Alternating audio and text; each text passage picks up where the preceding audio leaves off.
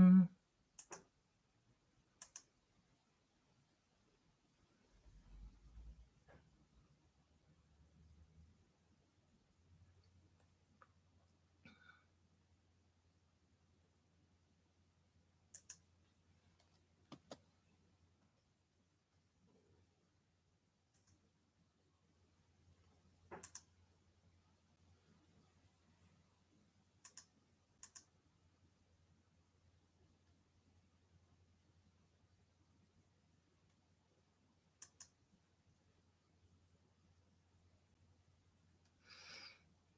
Hmm.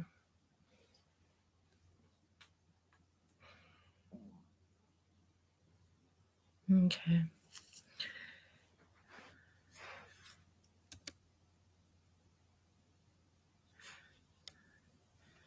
Well, we'll see how this goes if we have some volume.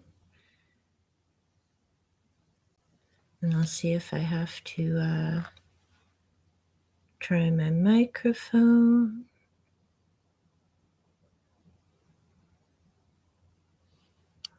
We're a little bit early, so we shall see.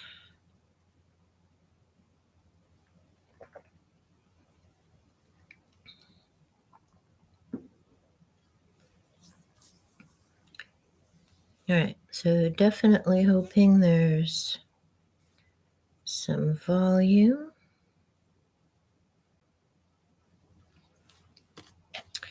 Get ready for, oh, well, the little microphone thing at the bottom's working, so yeah.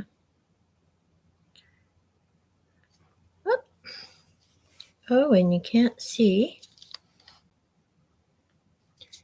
There we go.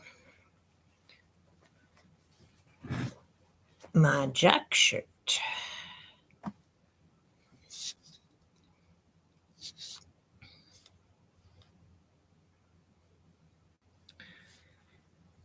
All right, well, here we are, and we'll see how this goes, and if anyone is here to join us. And I'm hoping that the volume works, so we'll have to wait and see with that.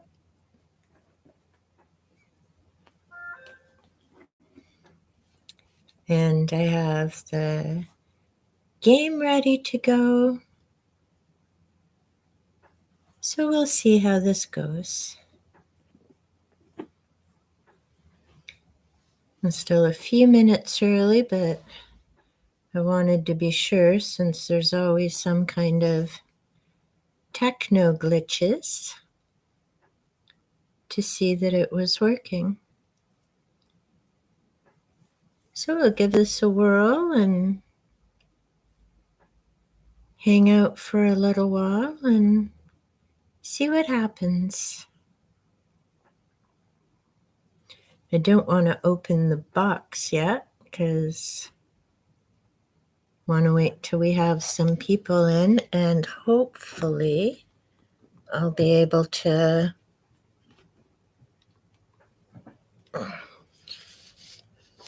read the comments as they come up. Bottom like that? Yeah, I think so. All right. And yes, I have to wiggle and crack my back, so you'll probably notice me doing that a few times if you're watching this.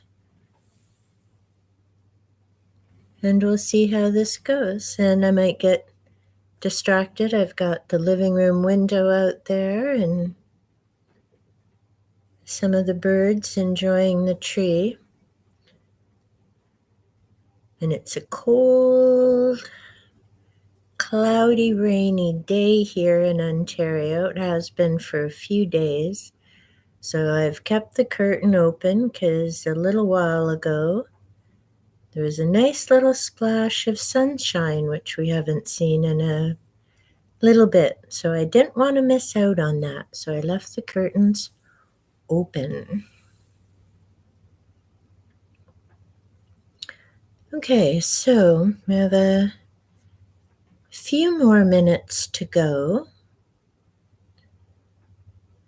And this morning I was hanging out with vampires as I'm putting together my information for an upcoming video about Dracula and Carmilla. So I'm reading Carmilla again, which makes me very happy. It's a short story, so I can have the gist of that and possibly making that video either this weekend or on Monday. I haven't decided yet. I'll have to wait and see how the weather goes. And, chatting to myself.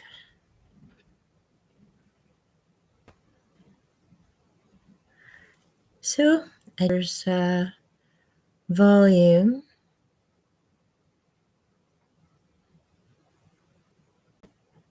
And for now, well, I guess I'll hang out until 2:15 just to see if anyone pops by.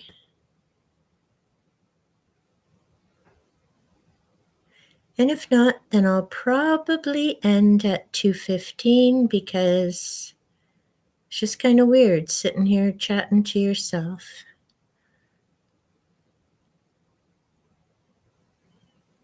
So while I'm thinking out loud, contemplating what I'm going to put together for my November videos, trying to decide what to do about War of the Worlds. I was going to do a remake from last year, but I also know there's a whole ton of Halloween videos coming out. I know The Shape's got some things planned. There are a number of different paranormal investigators I watch who have specials coming up. So I think I might actually put the War of the Worlds remake on hold for right now, just because there's a number of different things I want to do with it. And yeah, I think I'm just going to wait so that maybe next year there'll be more viewers and more of an interest, and my editing skills will have improved a bit more by then, so I can put something a bit better together.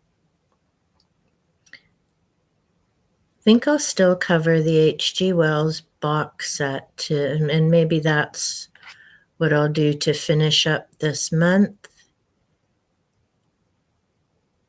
And we'll see how that goes.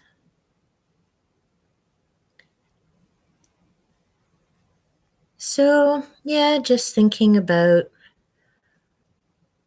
where things are headed in terms of the channel and content. If you're seeing this on the rewatch and you have some ideas, be sure to let me know in the comments down below. I think November's going to be looking at some fiction books, and December focusing on a bit of focusing on positivity, some books to read. Hey, John Paul, welcome.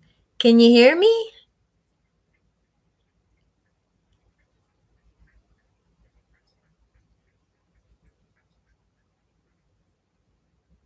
Uh-oh, do I not have a voice? I've got my little microphone to try. Oh, yay! So I don't have to use my different little microphone. Laptop came in handy. How are you? And before I forget, thank you so much for mentioning about that shrub. It is, I may say it wrong, Wigelia. So it was nice. So I'll definitely be looking for some more of those next year because I love how easily it grows and spreads. So that's pretty awesome. And I found out that there's different kinds. The one I got happens to be the double bloomer.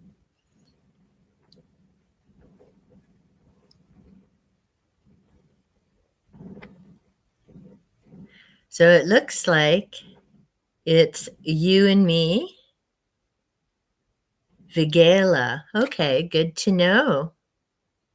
I'm actually doing not too bad. I was gonna sit somewhere to roll the dice, but it's a lazy girl, got my pillows and things propped kind of day. It's been rainy and cool and cloudy here. Oh, I also wanted to mention, although I don't know, here, let's see if I, oh, no, it's still too light.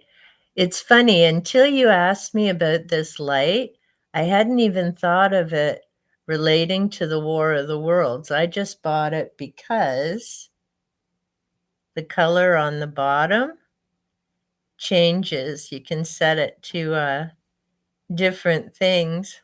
So it's kind of cool. Once now that you've asked me about it, every time I look at it, I think of War of the Worlds, which is nice because we're coming up to the season of War of the Worlds and H.G. Wells.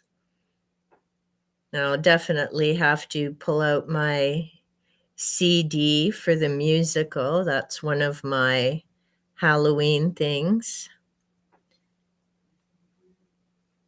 Oh my goodness. Yeah, we've had cloud for quite a bit, and we had quite a bit of rain and wind last night.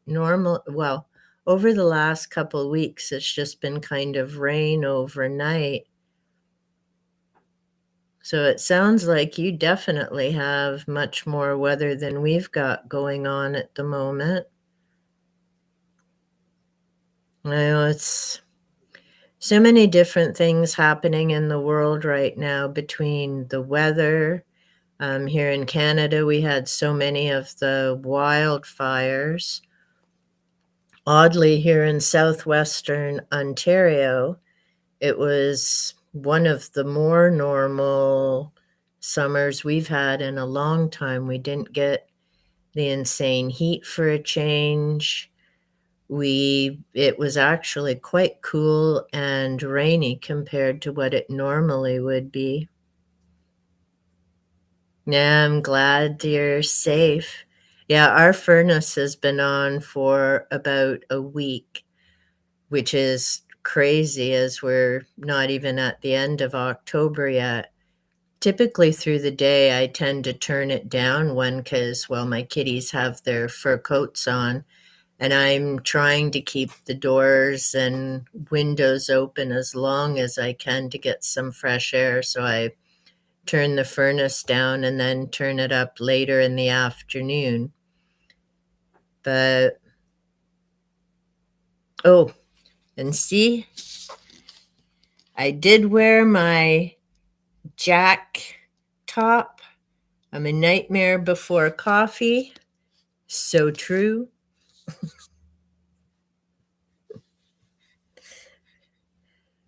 Yeah, energy is insane here.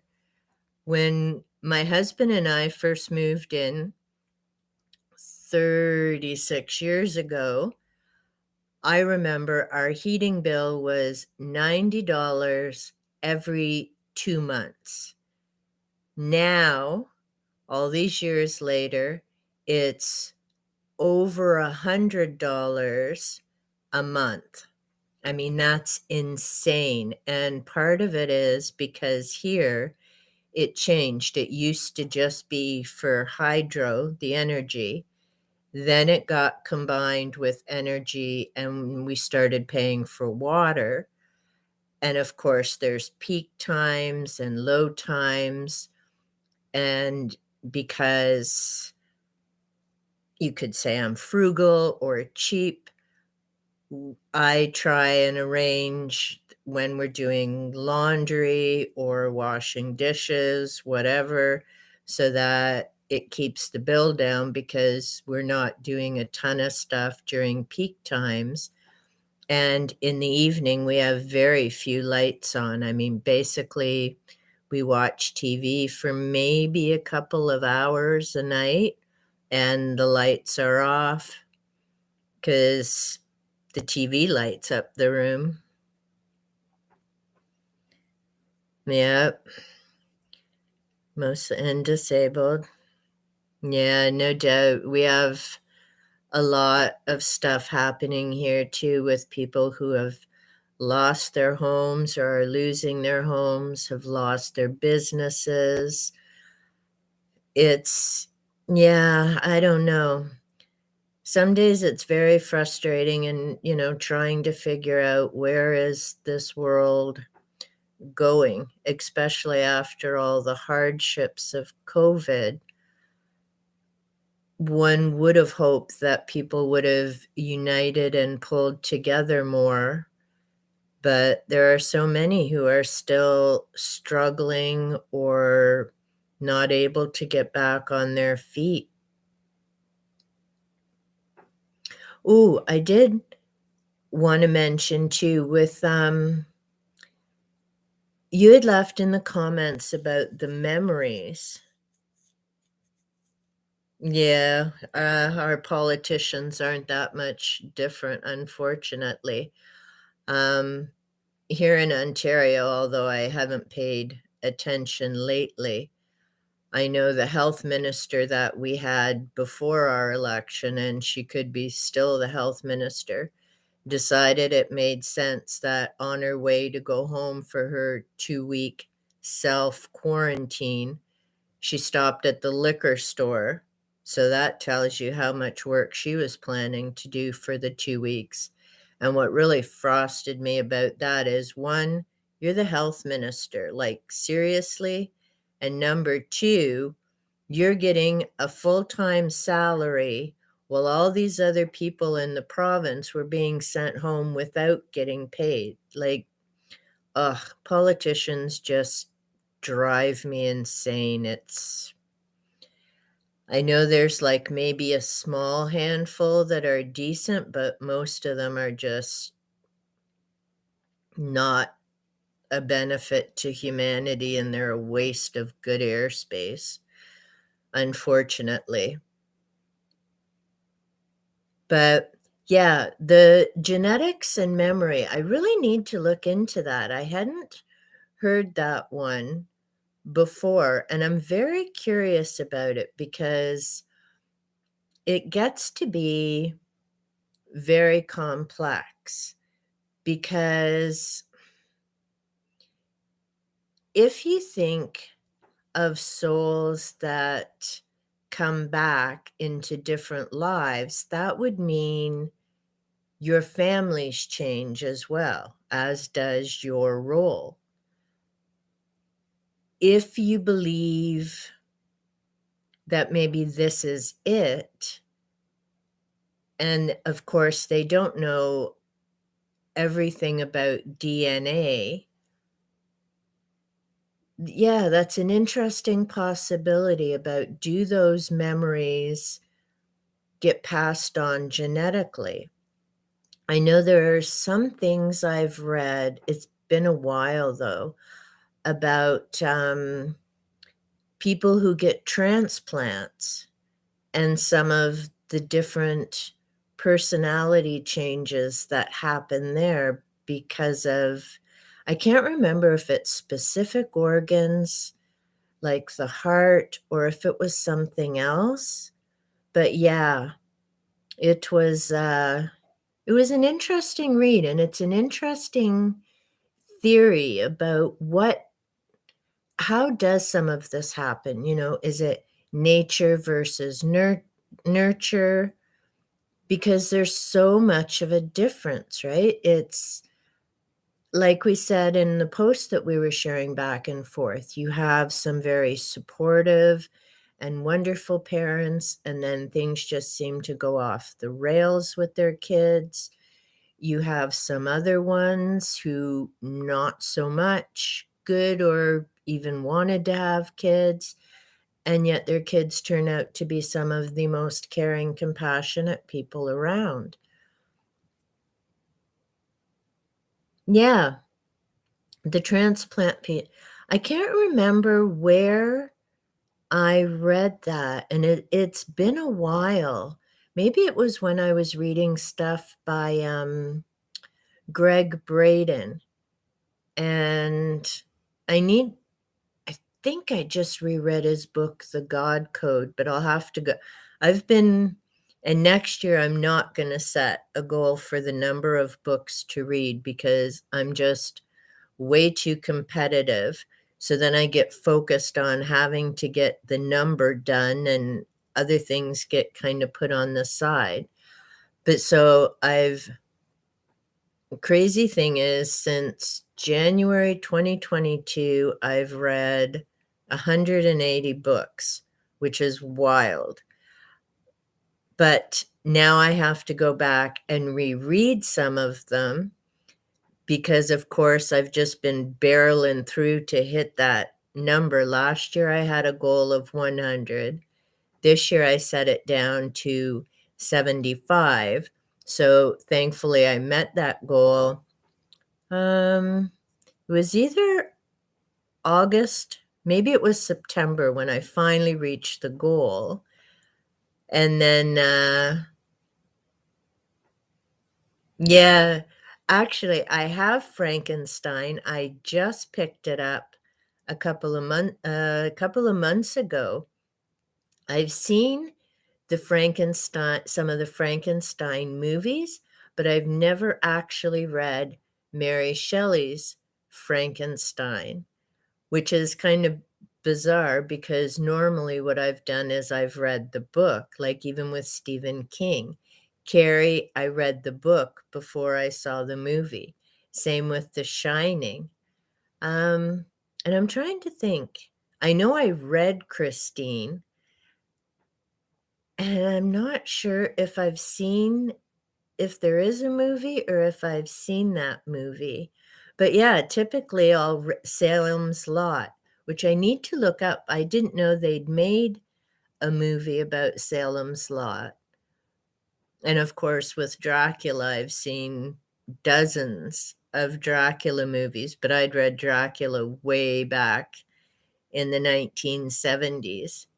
Trying to think if I've seen any with Bela Lugosi. And Christopher Lee was another one of the Draculas, although most people now would remember Christopher Lee from Lord of the Rings as Saruman. But yeah, he was one of the older Draculas as well. And I'll have to take a look. The Lovely Bones sounds familiar. I have to check my library and see if they have a copy of that. I think I've heard of it, but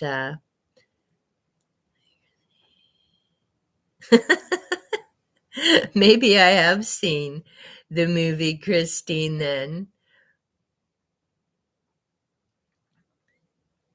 'cause it's been a while, and I even forgot. I watched the remake of Carrie a while ago, and I mean, I get why the newer generation couldn't relate to some of the older movies because, of course, they didn't have cell phones, there wasn't the internet and all this other stuff going on, but when it comes to Carrie, it's Sissy Spacek and the classic that I think of.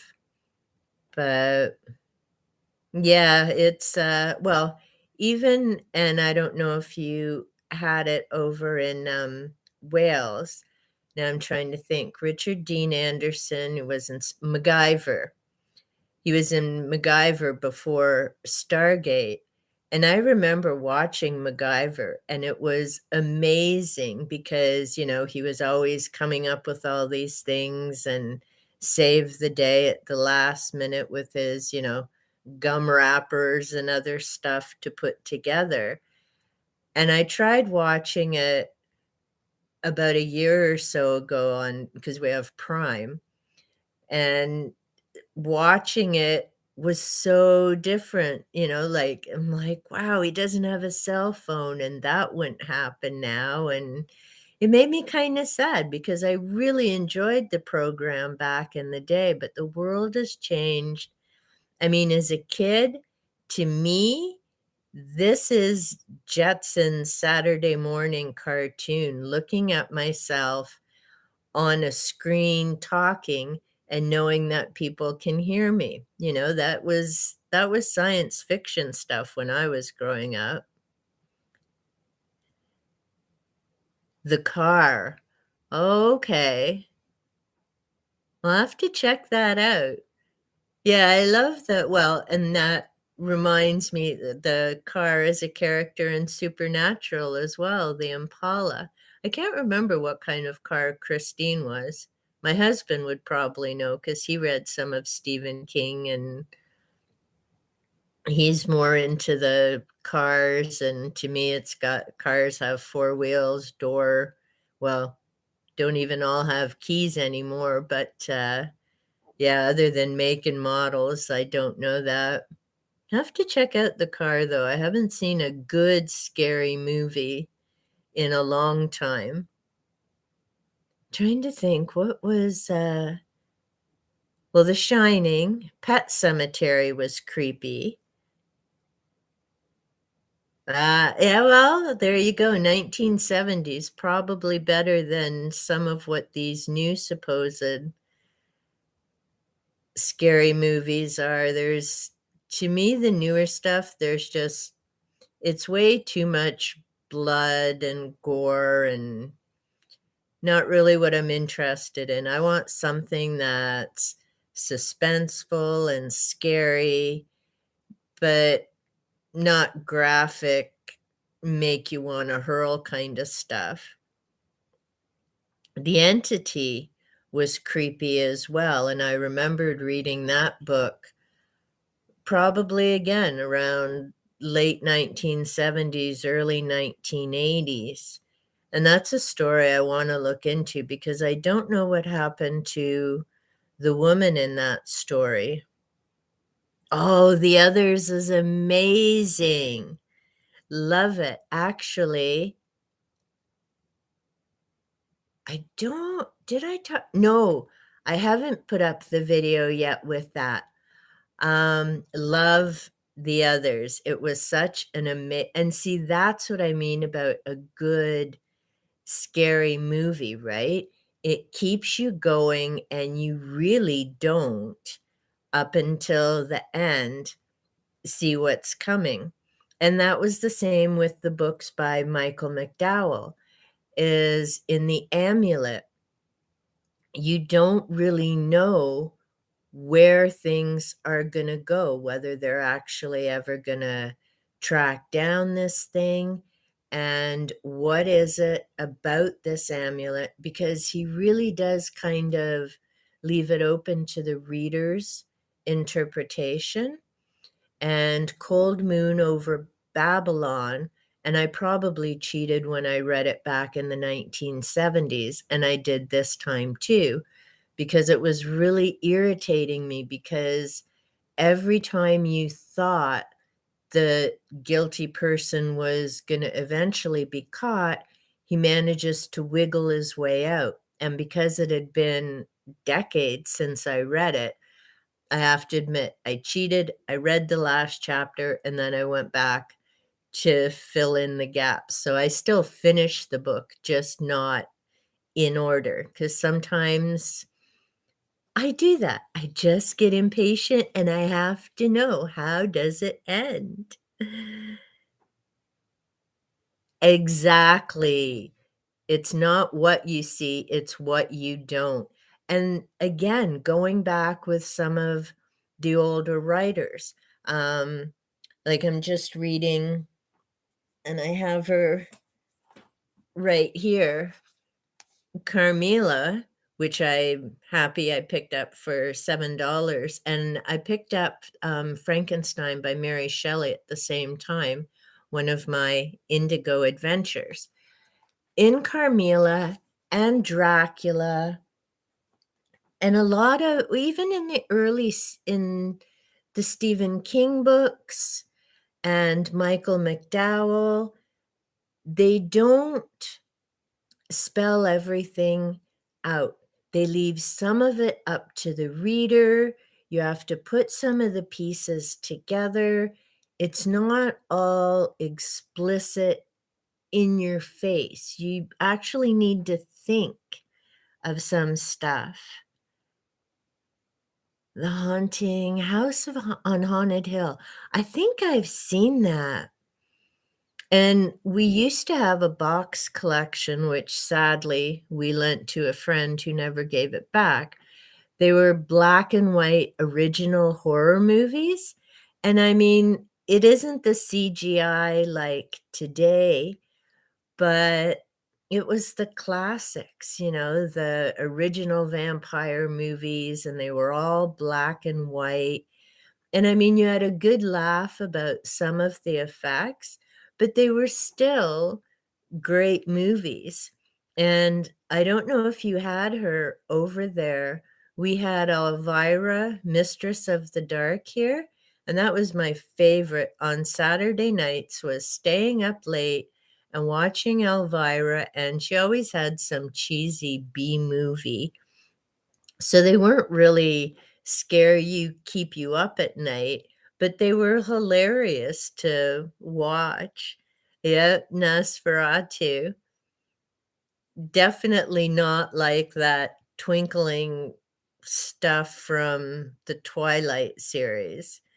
And, ugh, the debate when I was in high school, because of course the teens were all into vampires and different kinds, because at that time, Vampire Diaries were still on TV.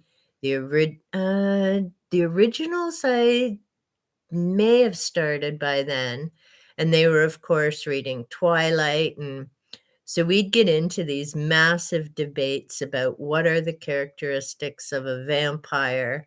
My thing was vampires don't twinkle. That's like pushing the envelope way too far into no way. And others would be like, oh, but it's such a great story. And I'm like, no, vampires don't sparkle. They don't sparkle in the sunlight. They don't sparkle anywhere. They're meant to be this dark, mysterious shadow type character, not twinkly. Quite possibly, yeah. Because I don't think Barlow was any kind of, not like, uh, Buffy, Angel, this heartbroken humanitarian. Barlow definitely was a dark, nasty character for sure. And I'm trying, and I learned, oh, I can't say it though. All right. There's something coming up about Renfew. Few. I know it's one of those two, but when I was just reading In Search of Dracula, and that's interesting because the book's also older, I think from the 1980s. But it was two people doing research, so it talks about Dracula and Vlad Tepes, but the real Vlad Tepes and the history of Hungary, Romania, and all the different things that were happening. And there's an interesting connection with Vlad, the real prince, and that character in Renfield in Bram Stoker's Dracula.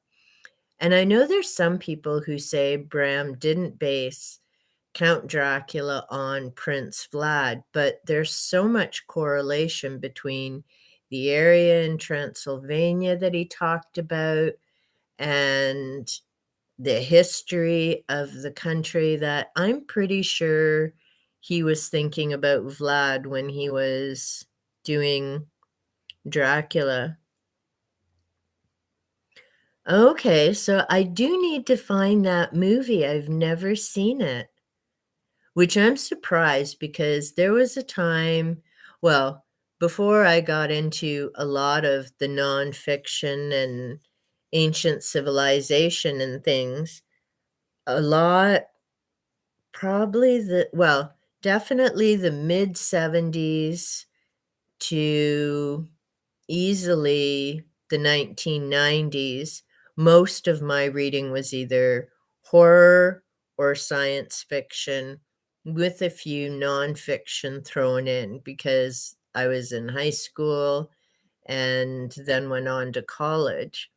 But yeah, I'm surprised I missed Salem's Lot. 'Cause I love the book. I mean, next to Dracula is my first is my favorite for sure when it comes to the vampire stories, but Salem's Lot was definitely up there. And Anne Rice, although I'm not impressed with the Witching Hour series, I did like her Vampire Diaries, Vampire Chronicles, especially Interview with a Vampire. I really enjoyed that, and this past year, I've been working through the rest of the series. I had no idea. I keep saying 13, and I think there are 13 in the series altogether, and she kinda wrapped it up with, Prince Lestat, which brings in all most of the vampires from throughout the chronicles and kinda ties things up, which was interesting. And yeah, see, even with her writing, like, in Salem's Lot, they didn't really get into King wrote an amazing story, and you kinda guess and piece some things together, but there's still a lot of gotcha moments throughout that novel, and, up until the end, you're really not quite sure where things are going. Anne Rice, yeah, her stories were okay, but just a little too graphic and explicit sometimes for me, which is why some of her stuff was described as erotica rather than just fiction.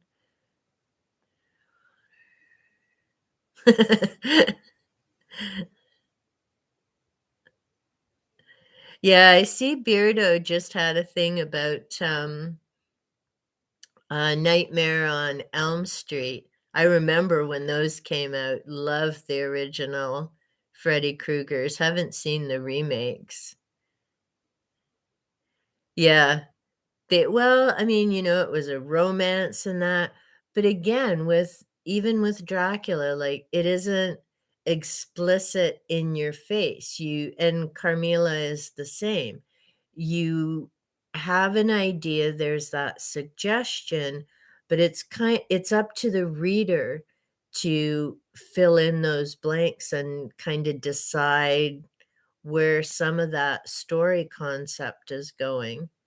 But yeah, Freddy Krueger definitely and it's funny, because I remember my best friend at the time, which is why I laugh with the shape.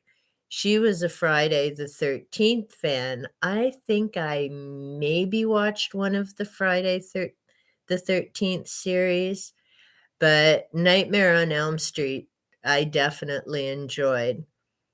Yeah, and I'm not sure why. Well, with Friday the 13th, there's more it's sorta like Carrie. It was a character being taunted and things going very bad, and then, coming back. Yep. So, we do have that one with, Gary Oldman and Anthony Hopkins.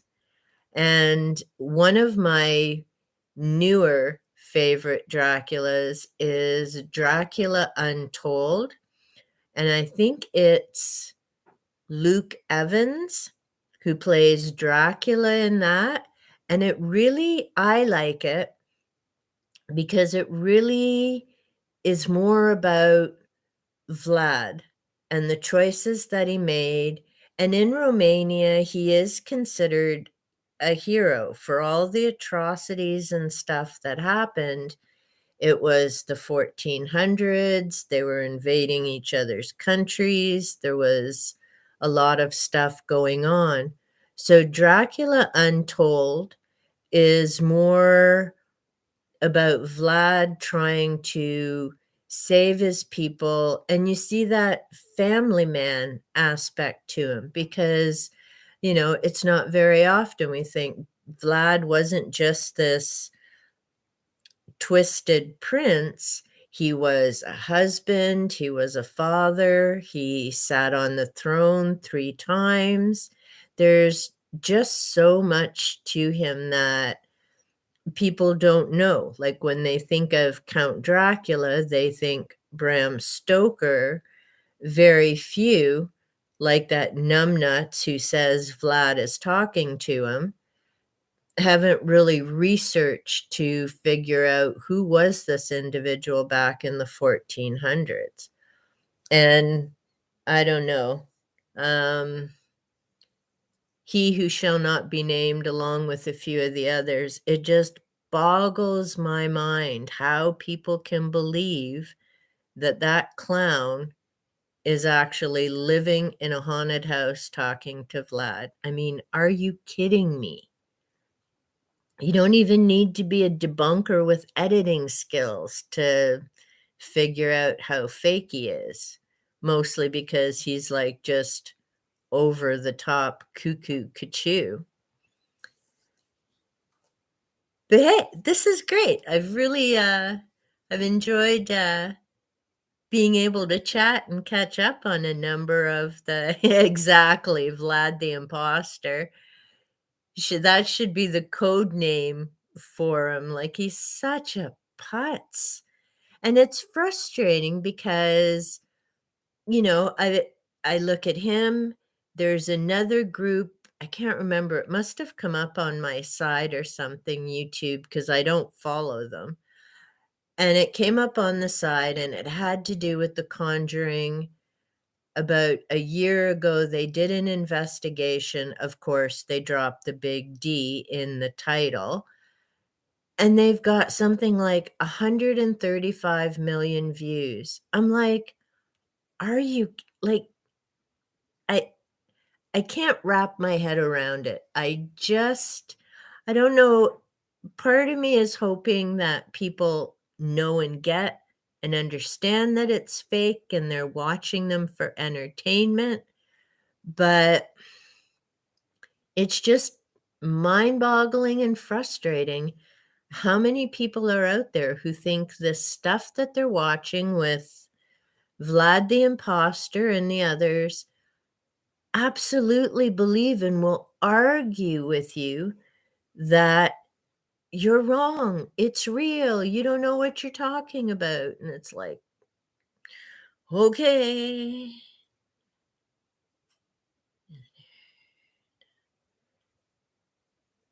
Hmm. Well, and there's another couple, right? And I mean, here's the sad thing. How many people have called them out? I mean, World of Mr. Gray, The Shape, Purple, Beardo, a number of other channels that I've probably not heard of. And the information's out there, and yet somehow they just keep on going. They've been called out so many times, and yet, and the frustrating thing for me as a creator is, what are these people doing? Like, I get not everyone's into books, and I'm not saying my videos are the best out there, and there's a lot of room for improvement. But like Lord Lou, how is it that other people find these shenanigans? And the sad part of some of that is, are they getting traction because they're getting so much mention? by all these different channels? Would people have found them without getting all that attention?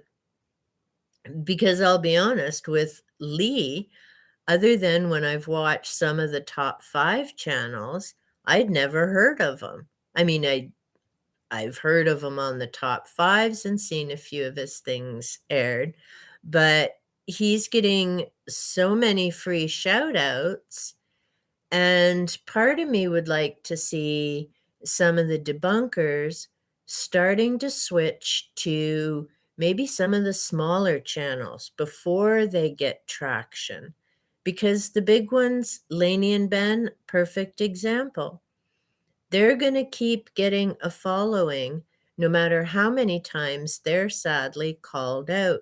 But maybe if some of these newer ones get shut down before they gain traction, that will start to spiral up.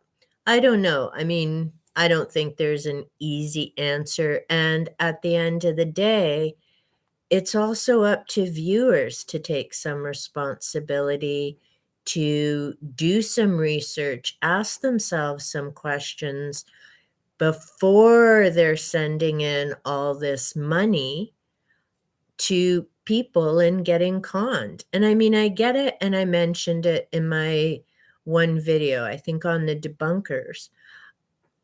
I get that people have hit a bad time. They're trying to figure things out. They're looking for some kind of hope or assurance. And that's what makes some of these channels like Huff and the others just so despicable. They're taking advantage of people at a really vulnerable, difficult time. And I don't know. I just don't get that. But hey, here we've been chatting about a ton of stuff. Shall we look at some of the questions on Jack? And I have a feel you're definitely going to beat me. So, since it's just you and I, how about we just kind of shuffle the cards and pick them up? Yeah, you're so right about that. And that's it too. And I think that's why some of these people are so determined to not have the channels they're following be proven wrong. Because if that happens for them, it eliminates what they believed in or what they were thinking about. And for myself, just a sec, sorry, for myself, I mean, I've been researching, I've had my own experiences, so I don't need other people to believe or validate any of that stuff for me. I mean, I keep reading and watching and searching because there's always new development and changes. Like I mentioned in the Newery deep dive with the books. I mean, even just the tools and things that people use have changed so much. The definition of poltergeist. I mean, most people still go by just the noisy spirit and leave it at that. But yet, when it comes to the actual associations and groups doing the investigating, and there are some variants there as well, but from the paranormal books that I've read by two of the investigators, they both go along with, as do a couple of the associations I've looked into, they have poltergeist as related to a person, not a place, and it involves psychokinesis, but the person isn't consciously causing any of those things to happen.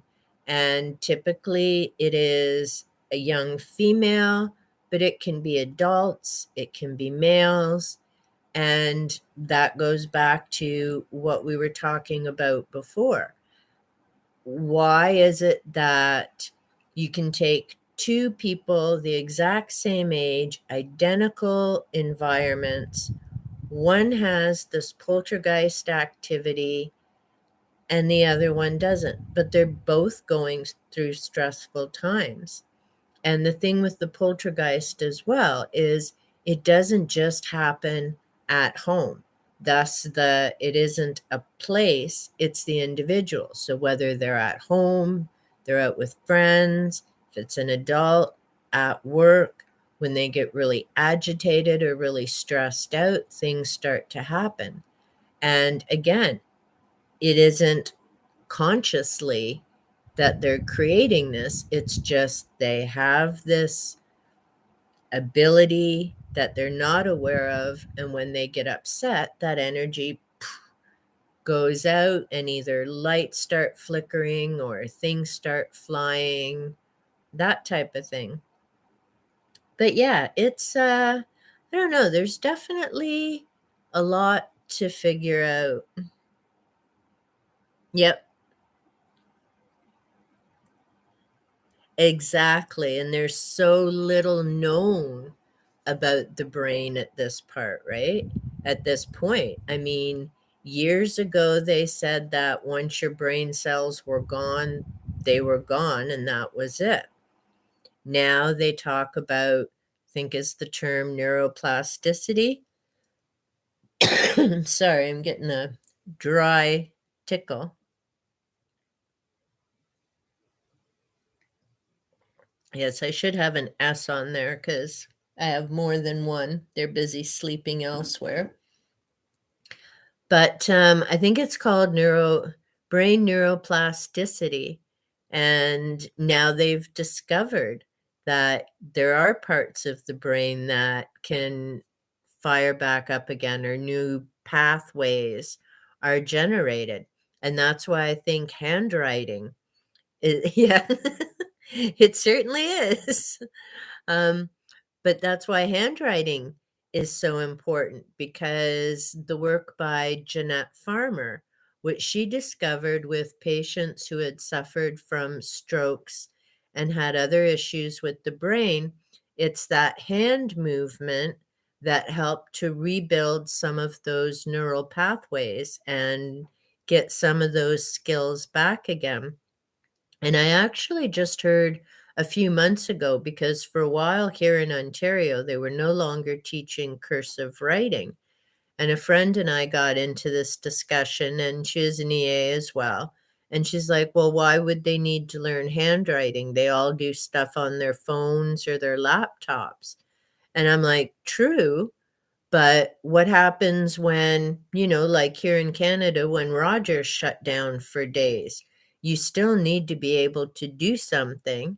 And if you don't know how to write or at least print, you're pretty much pooched until the technology comes back up. So I think it's important to have that backup system of hand skills and technology skills, because the technology isn't going anywhere and it's getting more and more advanced. There's a lot more stuff with AI. I mean, I've noticed on some of the live streams people have bots in there that put up websites and other things. It's very interesting.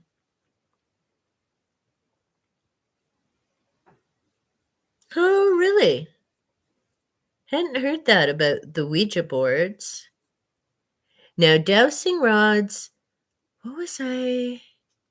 There was something I was just reading with the dowsing rods and pendulums, and I have pendulums. I've never used dowsing rods.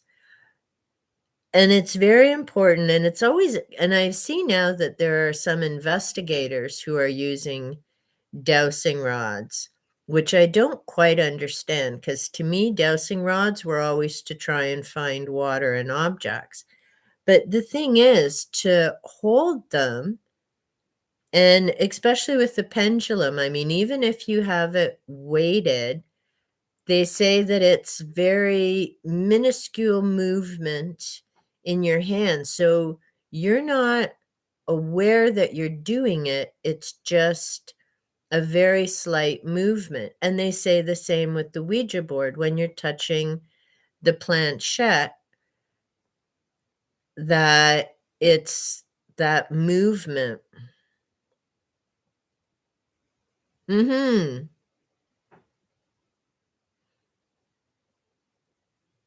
And that's why it's a challenge as well. Like, there's one book that I have, about working with the pendulum, and this person uses it for all kinds of things and holds it over food, and I know there are some energy workers who use it as part of their treatment to determine the different energy or areas that need work, but it's very subjective.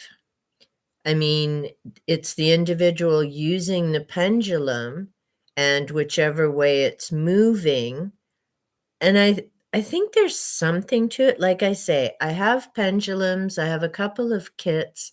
I just haven't spent a lot of time working with it, but or working with them because I have a couple, one for chakra and one's turquoise, and the different shapes.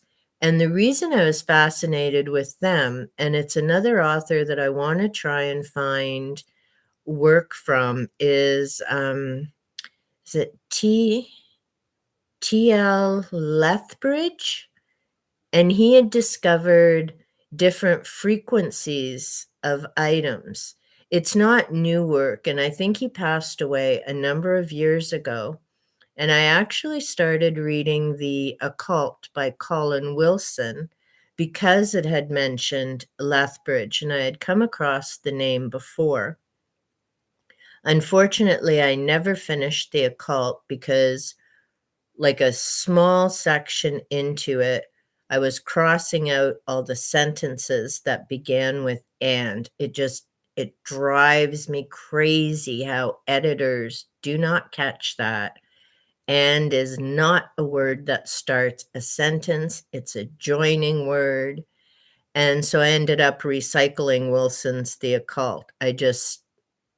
I'd had enough. I'm like, here's a well-known, famous author who should know better. Like, how that ever got published is beyond me.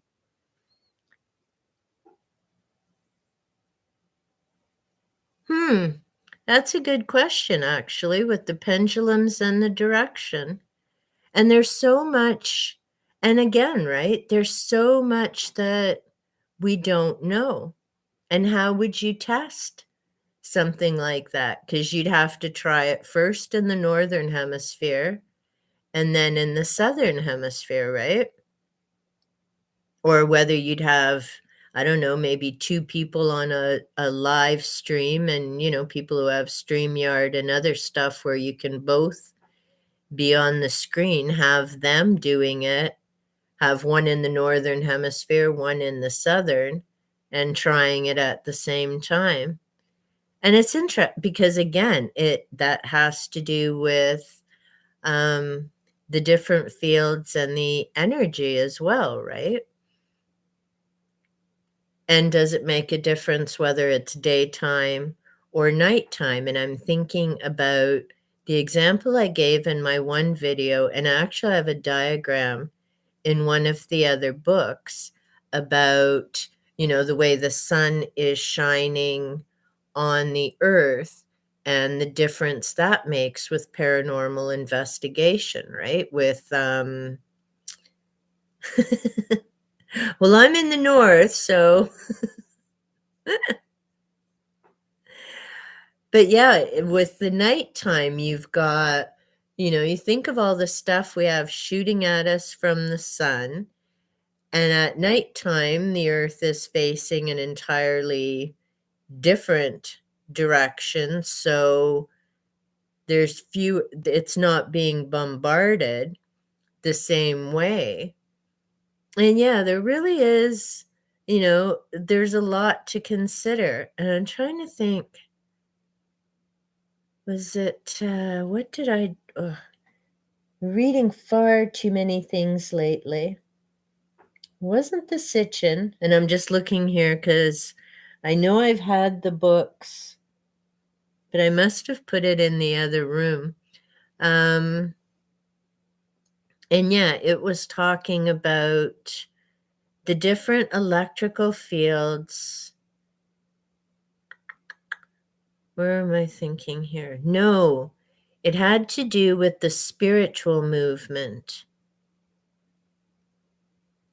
and how with some of the stuff, it's been 100 years and we're no closer to having the answers now than when they were starting to search for some of this stuff, right?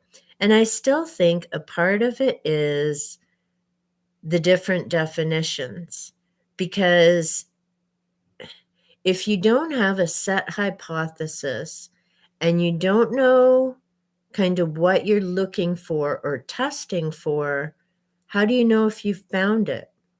So if you're going by poltergeist just being a noisy spirit, well, that can happen in so many places. And I find with a lot of these investigators, you're in a location, you don't know, it's nighttime, your senses are already heightened. You might be, a little nervous or anxious. So, any of those noises, they might be the regular building or the settling or the area. But if you're not familiar with it, it's going to sound like something creepy to you. Yeah, and the same with the spirit boxes, right? I know I've stopped watching channels that use them, or I just skip out because that, to me, although as you can tell, I have naturally long nails, um, but to me, those spirit boxes are like nails down a chalkboard to other people. It just, after a while, I find it starts grating on your nerves. So how people manage to hear anything is beyond me. And of course, you have to have it turned up to be able to hear anything. It's you're not going to hear anything while it's quiet, but when you turn it up, it's just that constant is like ghost tube. Um, when they switch to Vox, it's very much like the old spirit boxes, right? Instead of like the ghost, other part of ghost tube where it's just words being spit out, same as, what is it, spirit talker, ovulus, what's the other one, starts with and necrophonic. I mean, they're all the same type of thing. Yeah, exactly. All of those go through the radio frequencies. And there's instructions out there for how to build your own. And some people have. I've seen some channels where the people have their own devices that they've built and put together. You just need a few components. And I mean, even with that, it's changed somewhat over the years, but what hasn't changed is they're scanning for the radio frequencies, and supposedly that's where the spirits show up and can put the words together. I don't know. I mean, in the one book, and Rosemary Ellen Guiley was, from what I understand, quite respected in the field. She used it quite a bit. Yeah, and that's it. And I mean, it depends. Some here, GhostTube is free. Some you have to pay to download them. And it was wild when I was getting together some of the pictures for the Newery video. The prices on some of this paranormal equipment is mind-boggling crazy. Like for those, what do they call the boxes with the lights? EMFs? the ones that go from green to red, and it's quite a business when you think about it. And the bizarre thing is they really don't know if any of this stuff works or if they've actually caught or captured anything. And yet people are spending three, well, 100 to $500 for some of these items. And I'm like, oh, K2s, okay. Um, but it's crazy. I'm thinking, damn, I wish I'd have come up with that idea. Those people are like making crazy money on selling this stuff. And like I say, you don't even know if it's actually capturing something. And I guess that's the frustrating part. I mean, I appreciate the channels who say, it's experimental.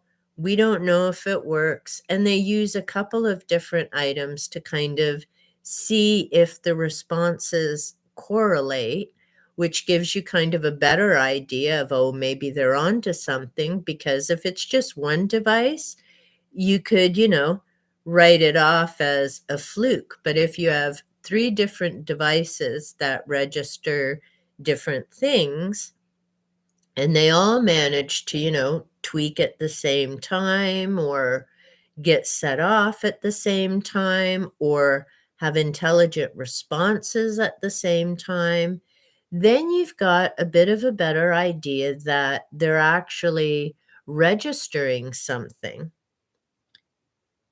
Wow. No doubt. That's wild. Well, Amy and Jared must be doing well because I've seen a number of investigators that use ghost tube.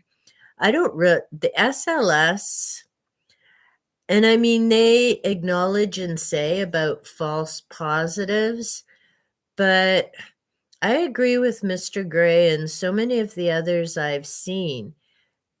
If you're trying to recognize or capture energy, why would it register on an SLS that, and I don't know anything about them, but from what I understand, it needs something physical to map and register. So how would it register a ghost? Oh, yeah, no doubt. He's just but again, the guy's a dingle. Like, how does he have so much growth? And, I don't get why his family would play along. And here's the other thing. Does he not have kids? Lainey and Ben have kids. How are these people not being investigated by child welfare? Like, I it's mind-boggling. If they didn't have kids in the home, that would be one thing. And Lee has a dog, and that really pisses me off when that poor little dog has to put up with his idiot shenanigans. But, that's the other thing with Lainey and Ben is I don't understand if they have these children in the home and they're doing this fraudulent stuff. How are children's welfare services not involved in that? I mean, I get it. They don't have the kids, thankfully, on camera, but what kind of shenanigan are these kids seeing? And basically, what is it teaching their kids? It's okay to lie and be a con, get, do whatever to get money, lie, cheat. Yeah, there's just so much wrong on so many levels with those people. It's beyond belief.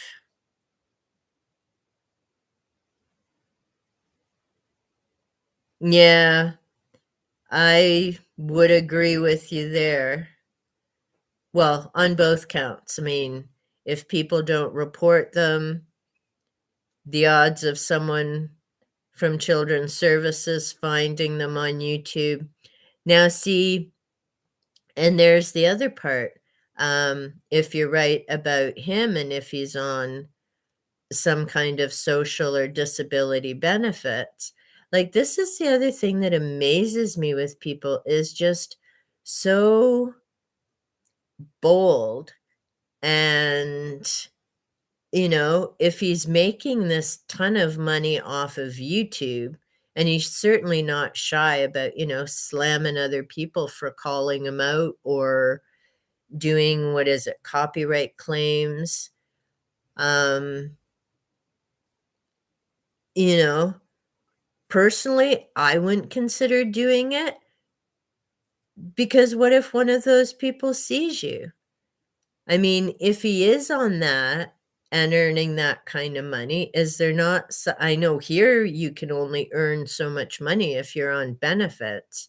And from what I've heard of the size of his channel and the number of people sending him money, he would definitely be above and beyond earning what's legally acceptable.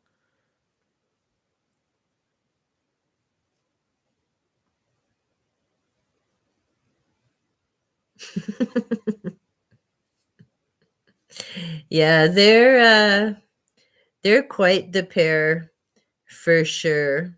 And that whole possessed doll seems to be the new shtick for some of them.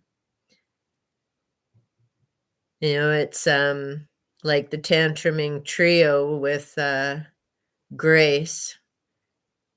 And yeah, I'm still not so sure. And I mean, I don't read the paper and I don't know which papers it would have been featured in because they're always talking about all the articles and whatnot with that doll and the most haunted object. And I really wonder whether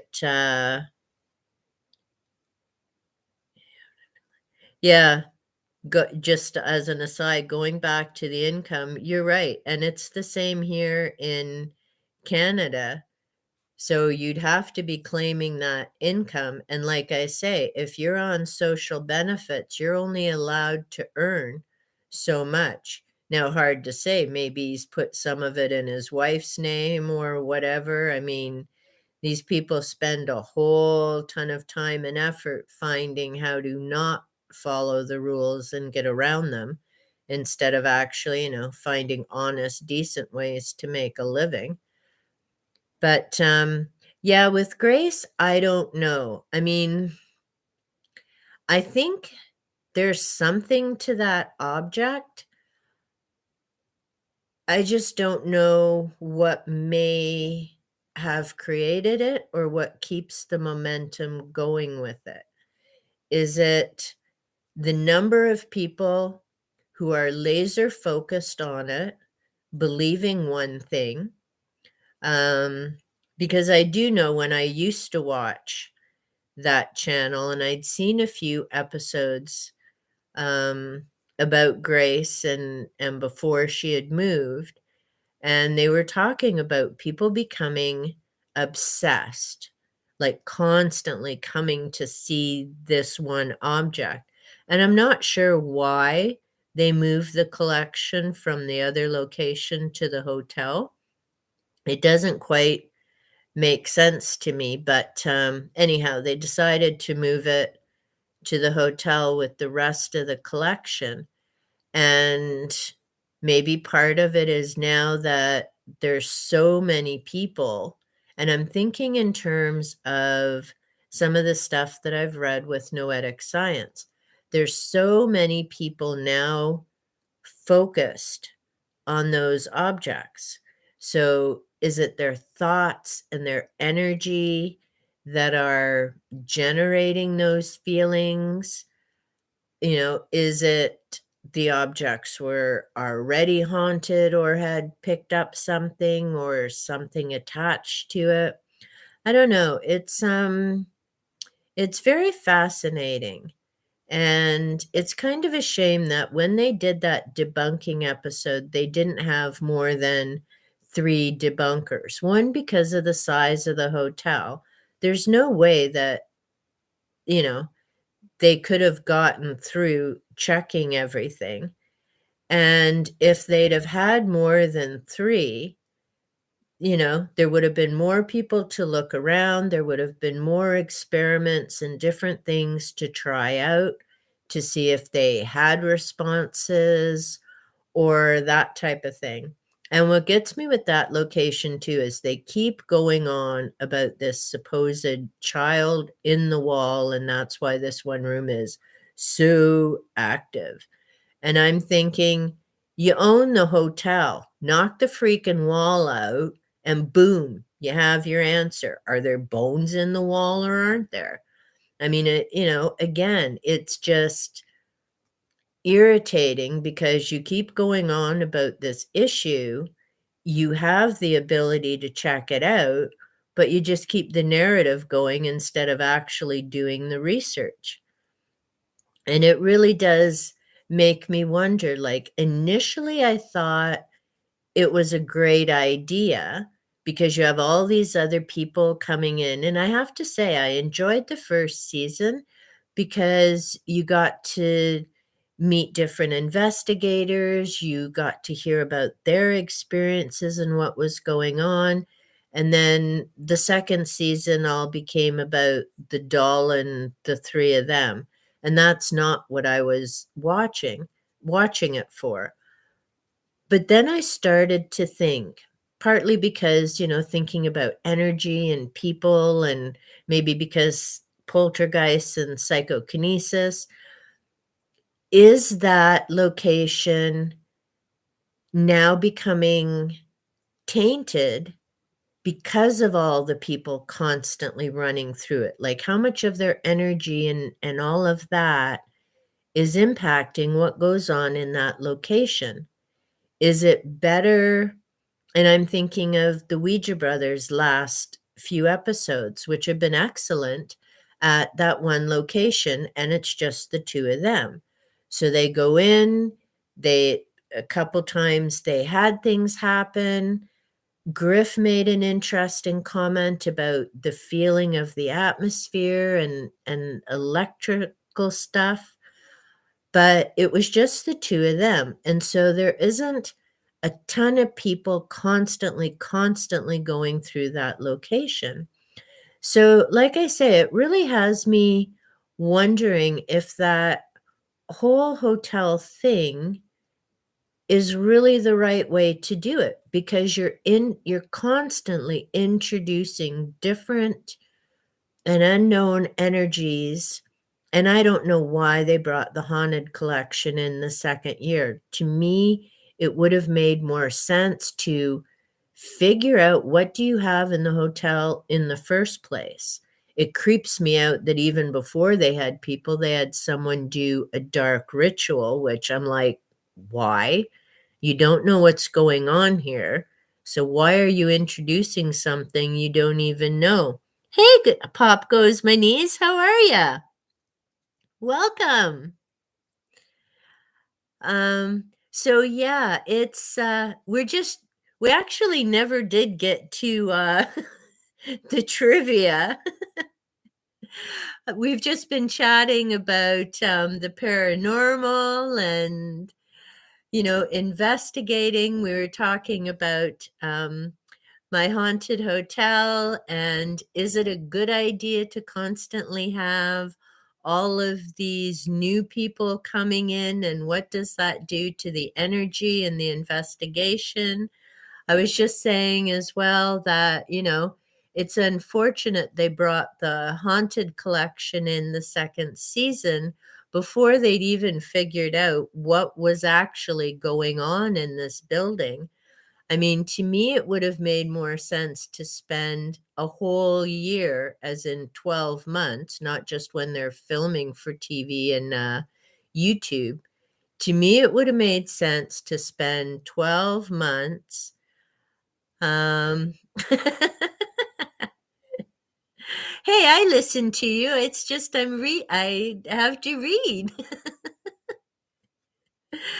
But Yeah, I don't know. I mean, like I say, when I first saw about the hotel, I thought, "Well, yeah, it's a great idea. You've got a lot of different people." Yeah, thank you. Um, Pop goes my knees. Who knows what they've introduced? And I was just saying, I'm not sure if you popped in when I had said it, that even before they had guests, they had a dark ritual performed by one of, Danny's friends, and I'm thinking, "Why on earth would you do that? You don't even know what's in the building, and what in crikey is that dark ritual? Like, what did you introduce into that room or that building? Because you don't even know what was initially there."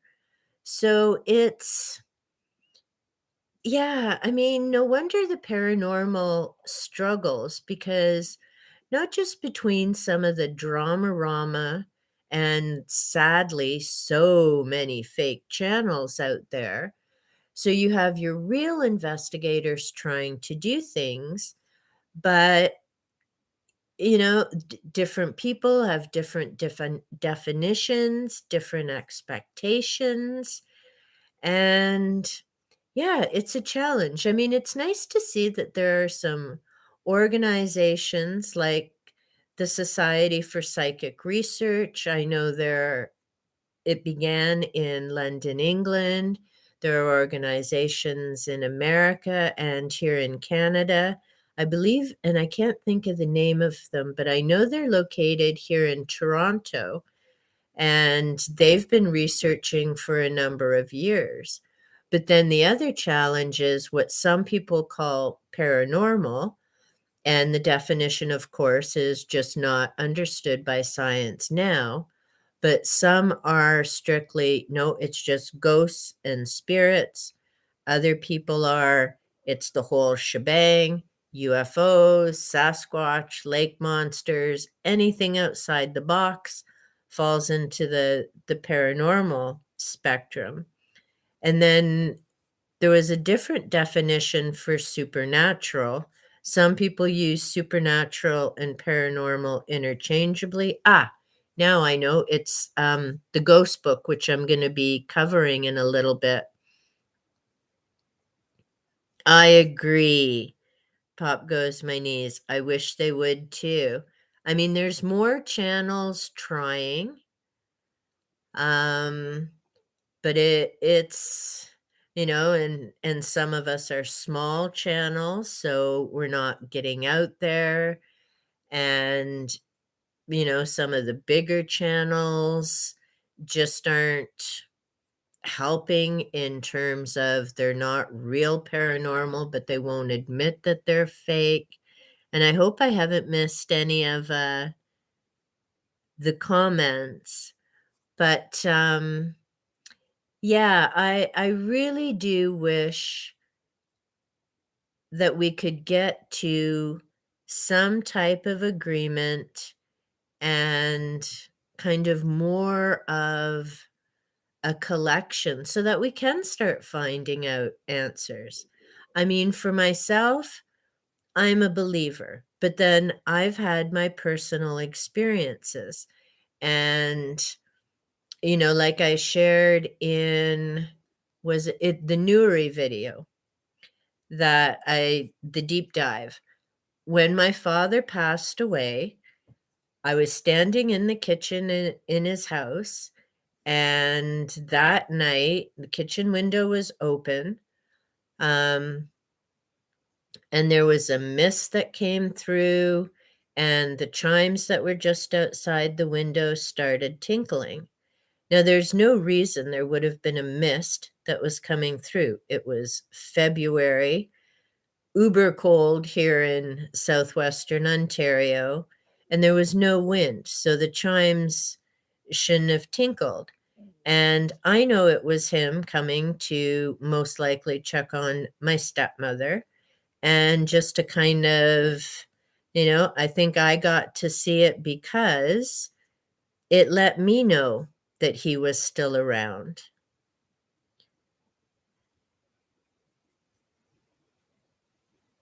Yeah, there's a good point, John Paul.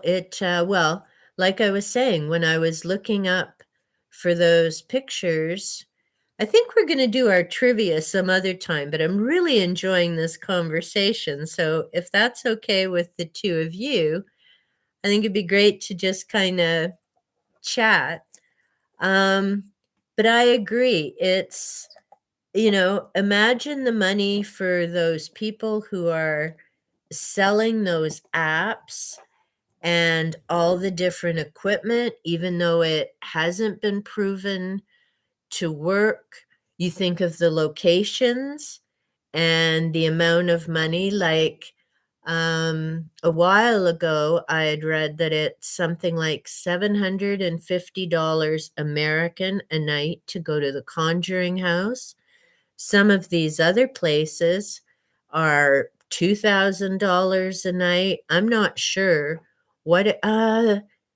there was a chat I was in. Somebody mentioned what it cost a night to go to 40 East Drive, and a lot of locations in Britain and probably Australia and other countries all do as well. Nice. And so, see, pop goes my knees. That's exactly it. Like, for those of us who have had those experiences, we know there's something to it. So, we're not necessarily going to these channels to look for some kind, oh, 300 a night for the night. Wow.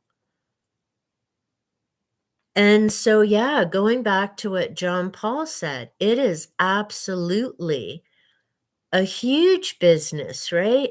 Like, you think of the people with the locations. Now, actually, pop goes my knees. You were just there.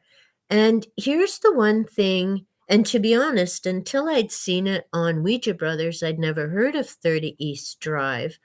Um, but here's the thing I wonder about doing an investigation there. You have a woman and her grandchildren, and the houses are attached, right? How do you know it isn't a bunch of sounds from the other house?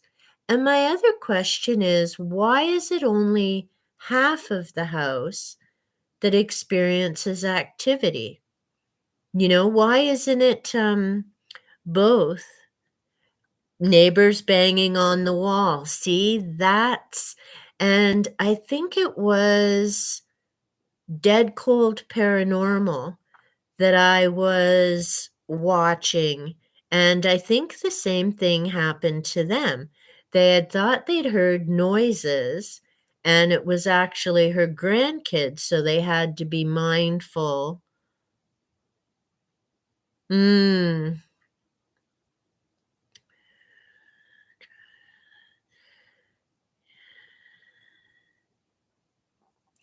Actually, John Paul, I'm empathic as well, meaning that we pick up on what other people are feeling, and that can get uber confusing some days when you've got this blah feeling and it isn't actually you. It's either the people around you or someone really thinking about you.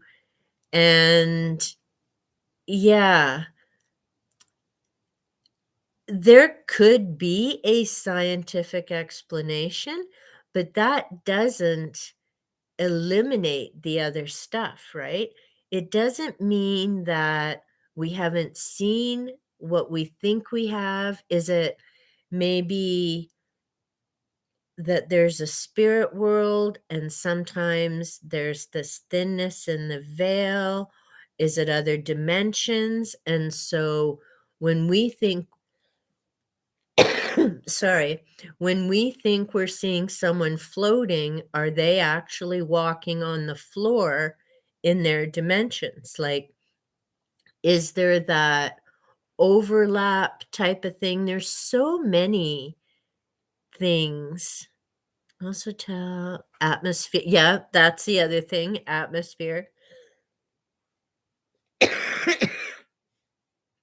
But you're obviously picking up on something because if you can sense something in the room. Sorry, I just gotta get a drink here. I've been yipping a bit long.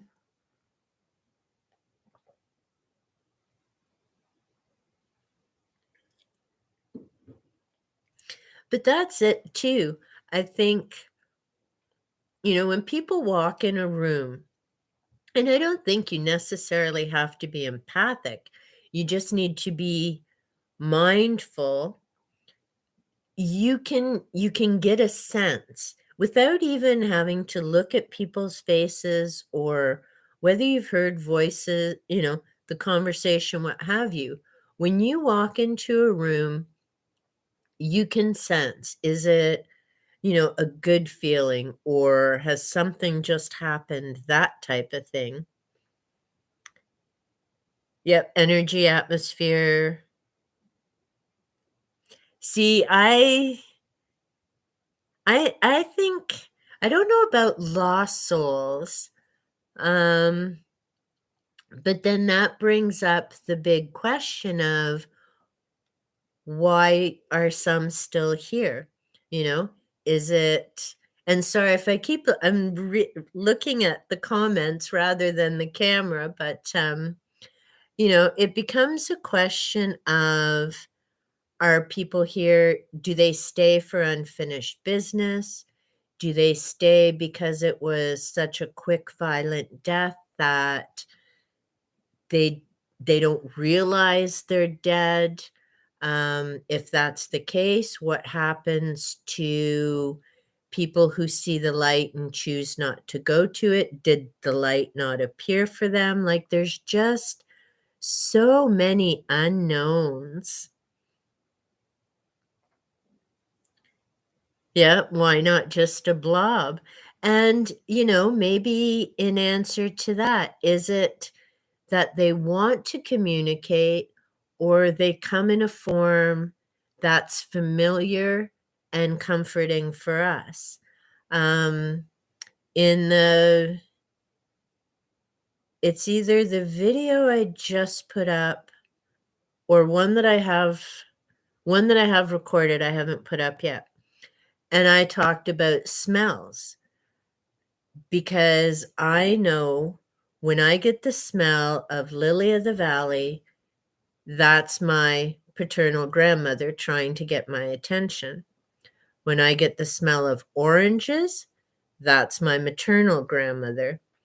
And it doesn't happen often, but I know it's not that I have oranges in the house. It's not when the lily of the valleys are blooming. It's just, and again, the being mindful, right? If I'm thinking of one of them, if I'm trying to figure something out or make sense of something, and I suddenly just get that aroma, and it doesn't last for long, just long enough for me to register, ah, okay, you're here. What is it you're trying to tell me or make me aware of?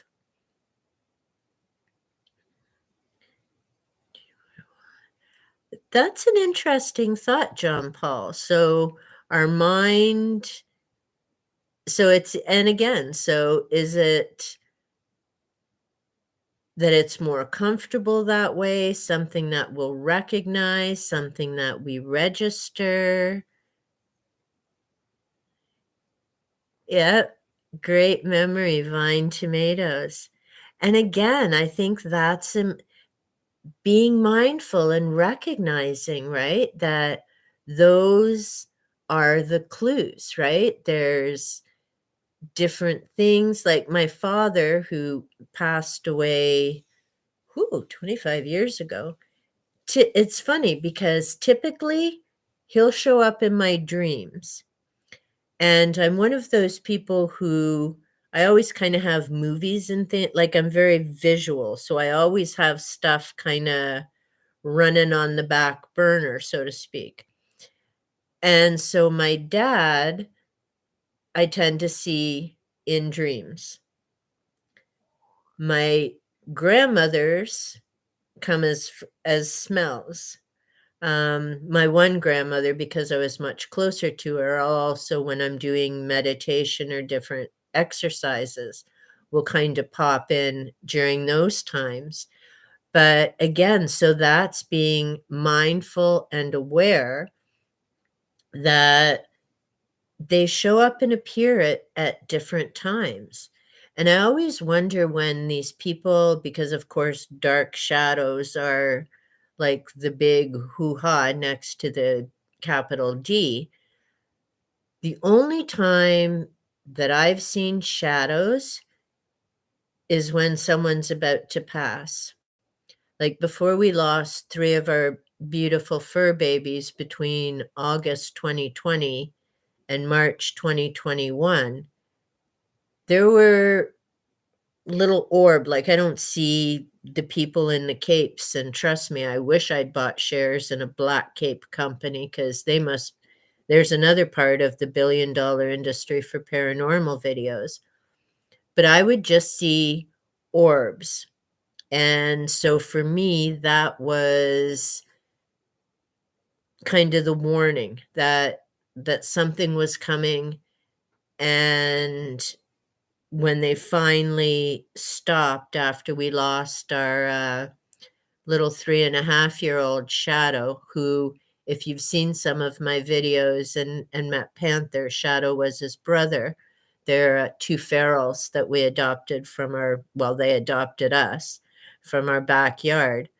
Um, but after Shadow passed, the orbs have been gone, thank goodness, and haven't come back, so I'm hoping that means things will be cool for a while. On kitchen. Aw. Aw. Mm. Yeah, and, that's it. I think now I'm gonna get teary. Um, I think animals definitely, are there as well, and that's such a beautiful story, John Paul. Thank you for sharing that. I know when we had to say goodbye to my baby girl, she was my first, so she was always my baby girl, Morgan. We had found her behind our back fence when she was just between 9 to 10 weeks old. We'll never know because we found her. She was with us for 14 years, spoiled as could be. And I know the day we had to say goodbye to her, which was February the 15th, 2019, we were, of course, heartbroken, but we knew it was best for her. And it had been a cloudy, cold, rainy, icky day. And on the way home from the vet, the clouds parted. There were these beautiful beams of light. And I just had the thought, she was meeting our 2 boys, Storm and Wolf, that she had grown up with, and they were just there waiting to welcome her, and it was still hard, um, but that timing was awesome. Oh, you're so lucky, 23. That's amazing.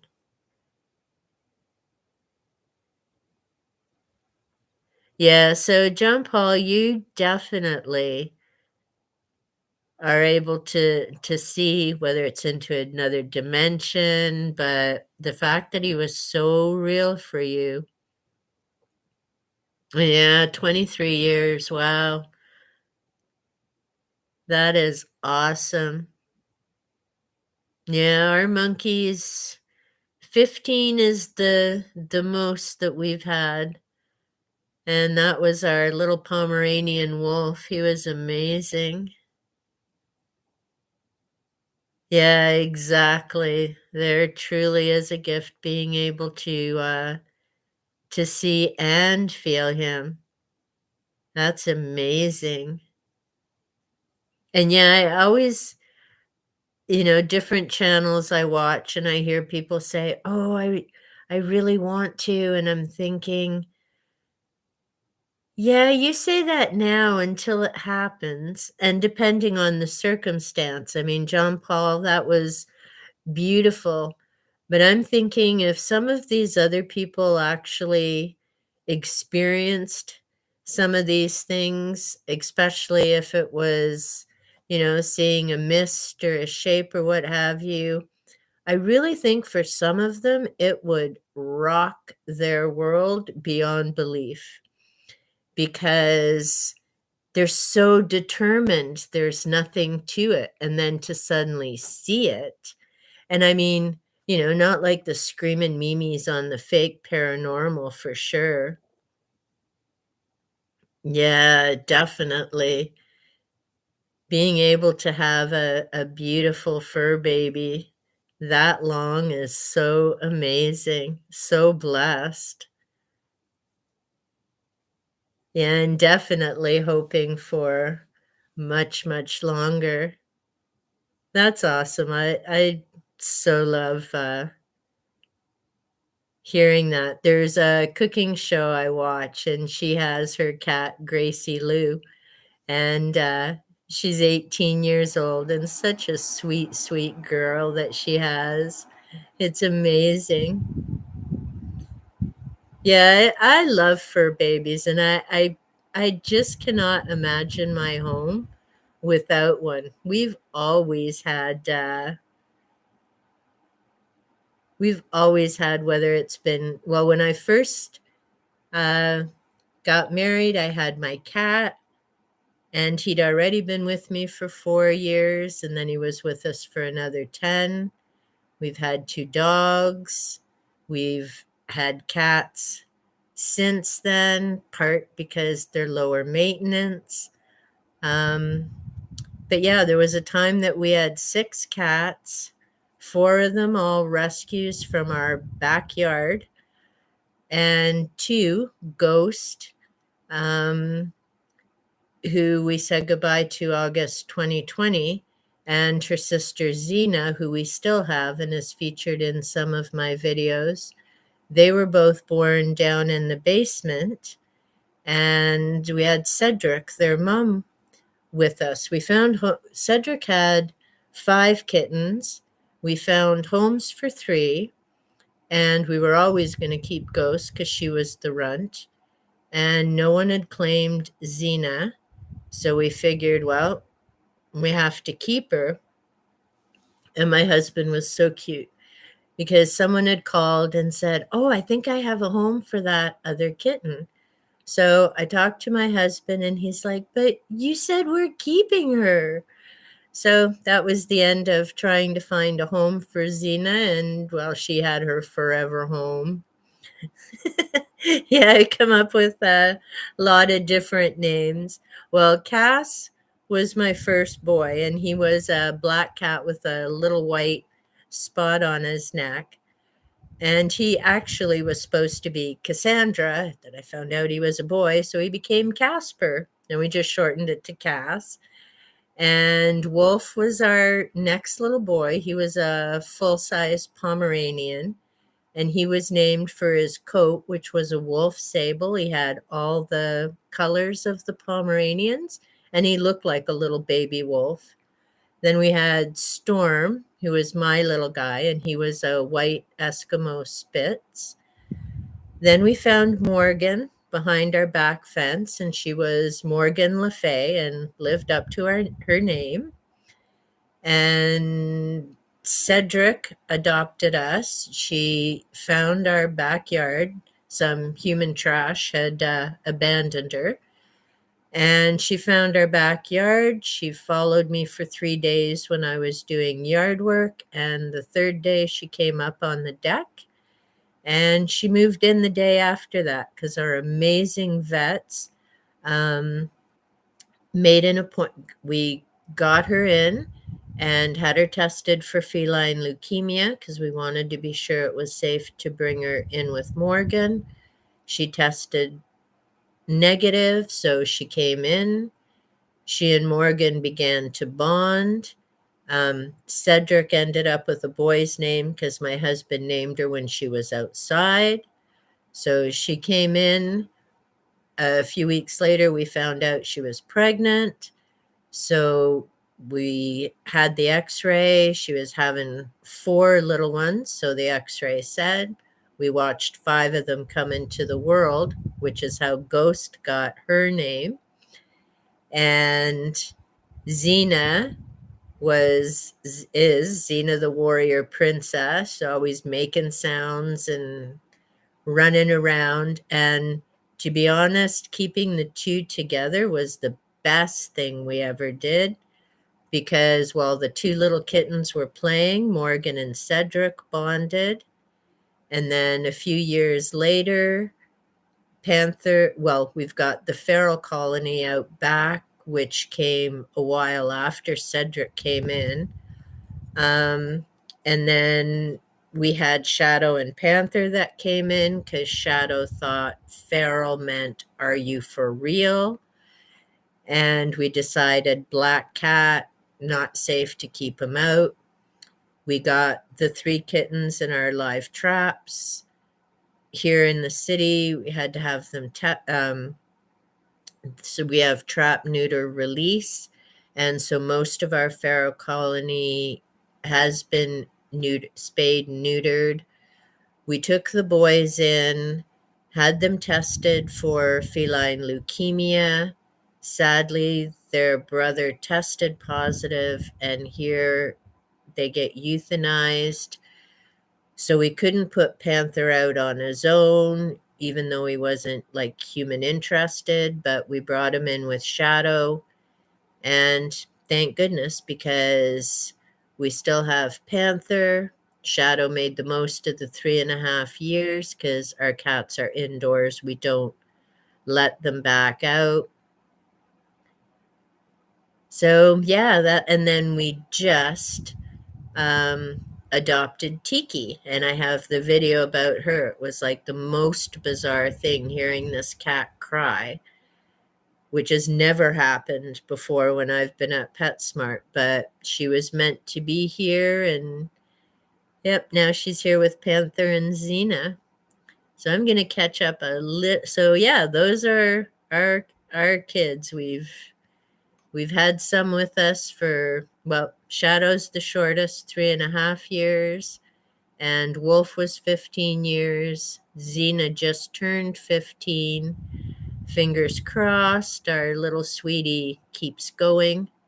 She's also our hypochondriac. She's got like a huge file at the vets between asthma, and just after her mom passed in 2020, we found out Xena's diabetic. So the universe keeps sending us these kids who need a home, which I'm grateful for, but it could also send us Lotto Max to pay for the vet bills. That would be awesome. So yeah, they all get named for and Panther. I mean, Shadow was named outside because he used to follow me. He was my little black shadow in the yard. And Panther, we named after they came in, and I waited for a couple of years. Ah, Tuxedo. So and I'm still. Aww. Well, I'm so glad she found you. Sounds like she found the best home ever. Love that. Oh, my cat scents things all the time.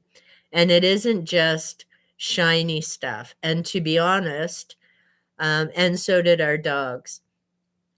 Wolf would get totally freaked out by stuff. And Shadow or Storm was just fascinated with energy, and you could tell when he was watching something.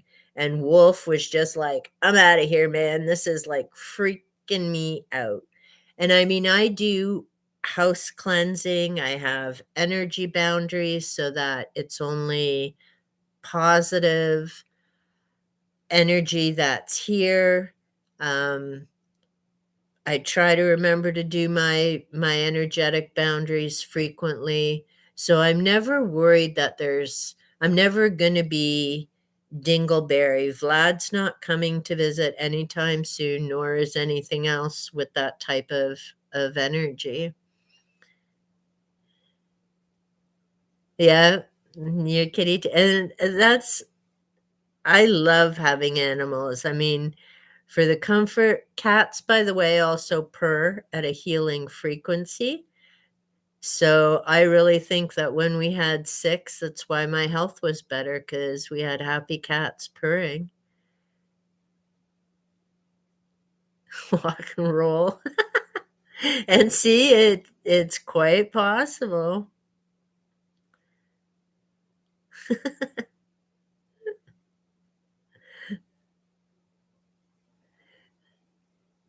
But, yeah, I find, and it's interesting, they all respond different.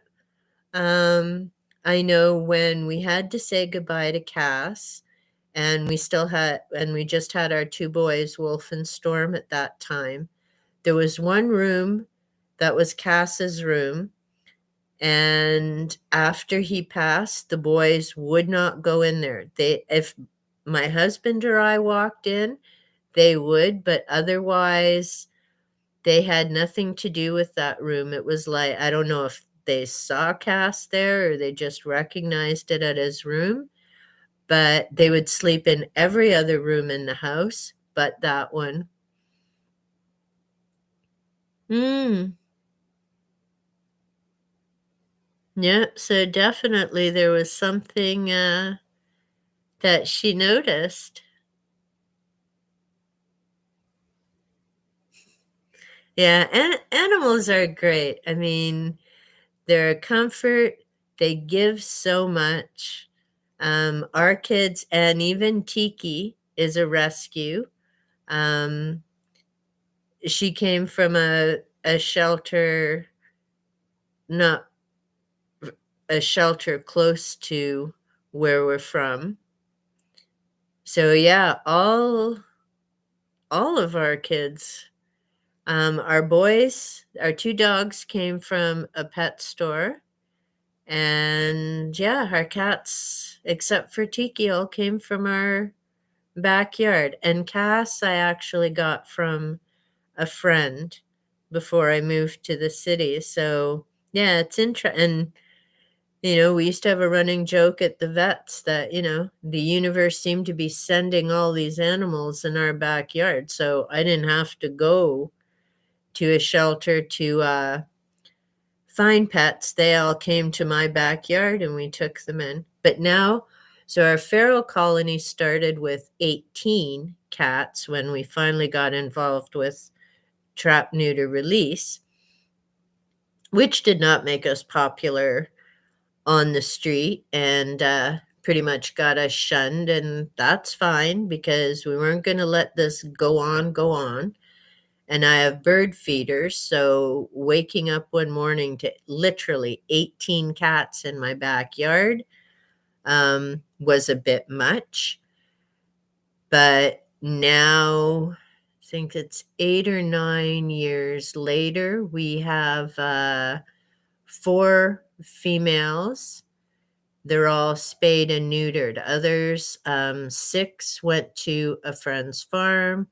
5 were adopted out through an agency that we worked with.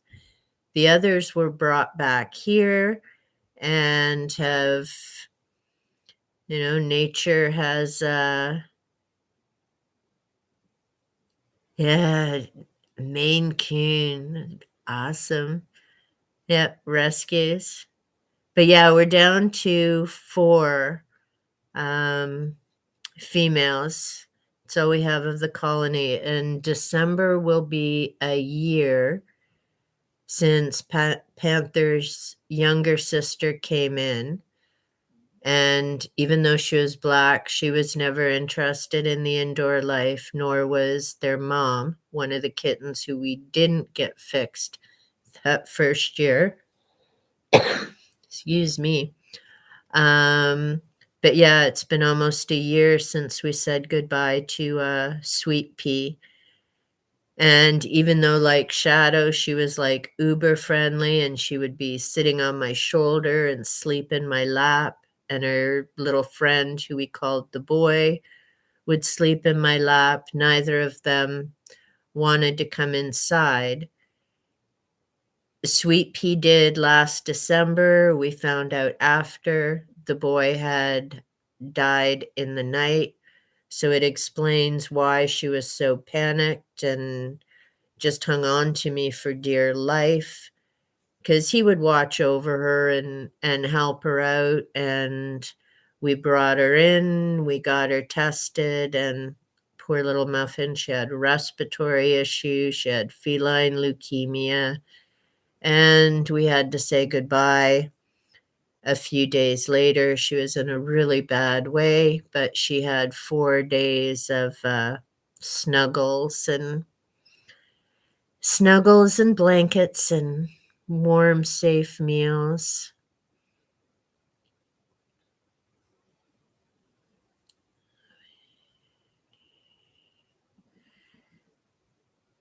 Hmm, that's interesting. So obviously there must have still been something there if the cleansing didn't work. And I mean, the interesting thing with places too is about the history of the land. That's something that I want to figure out with our home here right now too, is because there's so many things that have happened in places. So sometimes, is it that it's something to do with the land? Is it the building? Is it something that happened in the building? I mean, again, there's just so many variables, and it would be nice if there was some way to narrow it down. Does it relate to the energy of the people who are in the home, or something that happened on that location before? And then how do you determine it? Because again, no one really knows with those machines what's actually picking up, stuff in the atmosphere, or what's relating or responding to a phone or other electricity and things. Yeah, so exactly.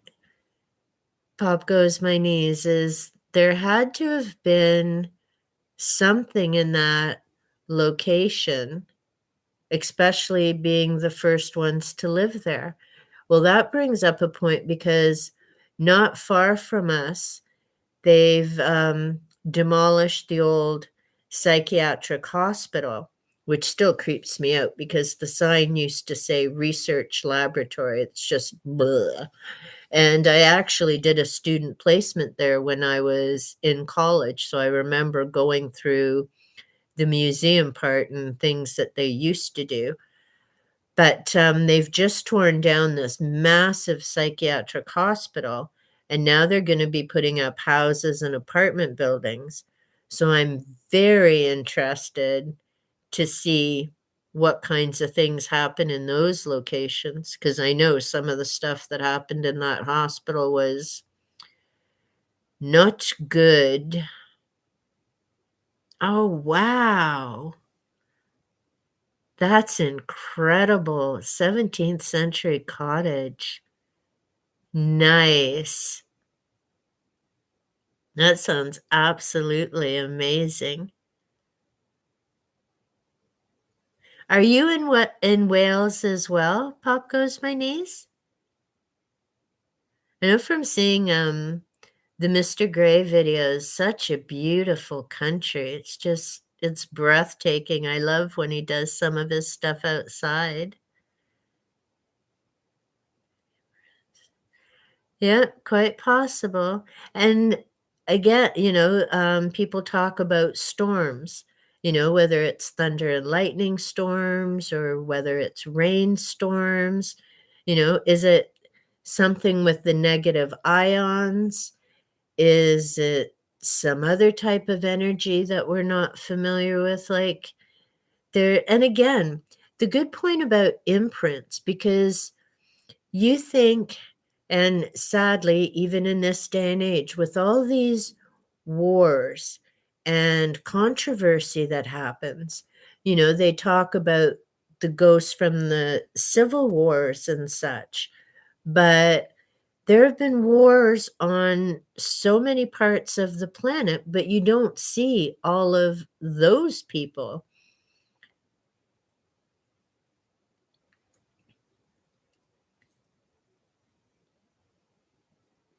Oh, nice. Central England. Nice. I actually turned 17 in England.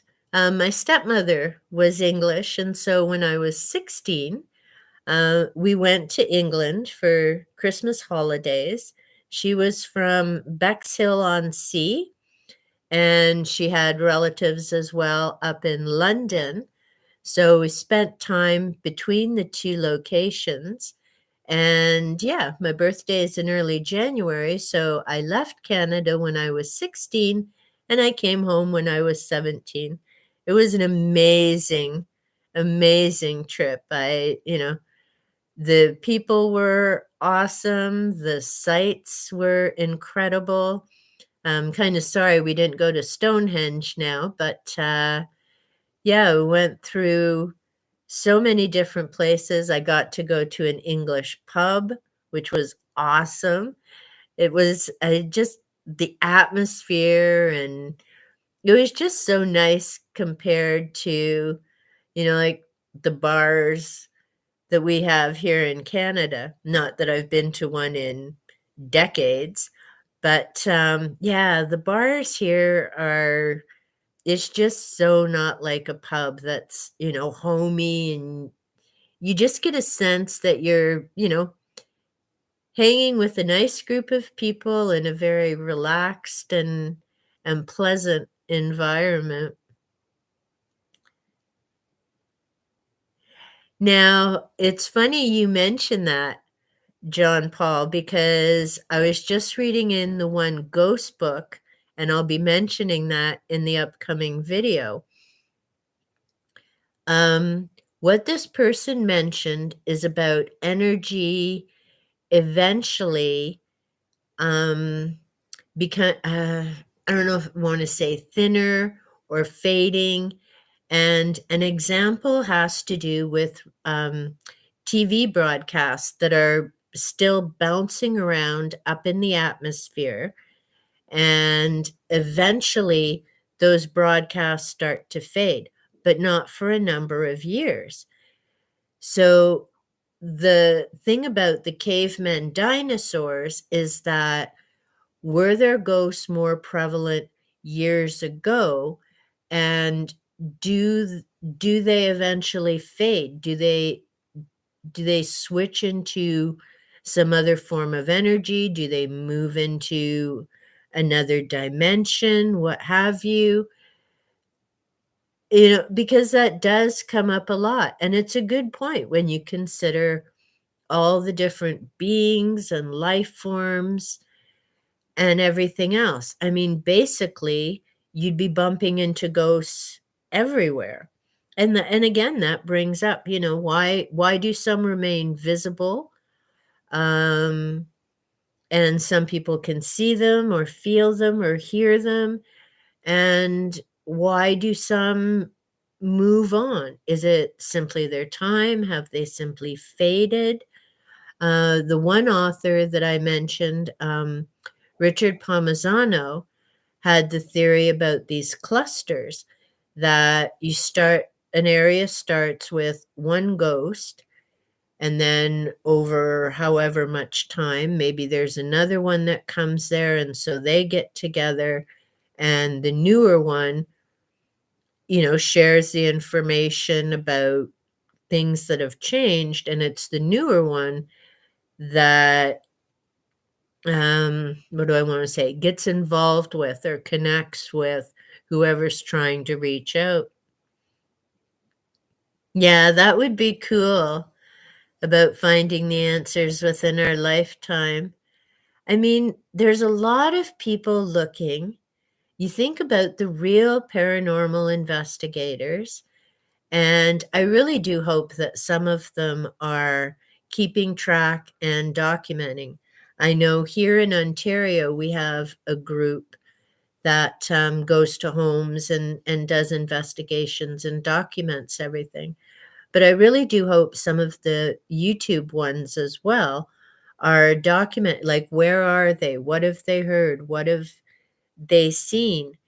Etc. Because if they have all these files and this information together, then they can start, does it have to do with weather? Does it have to do with location? Does it have to do with the expectations of the investigator?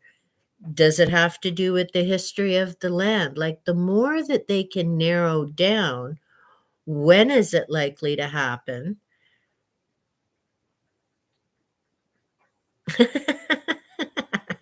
That's a good point, John Paul.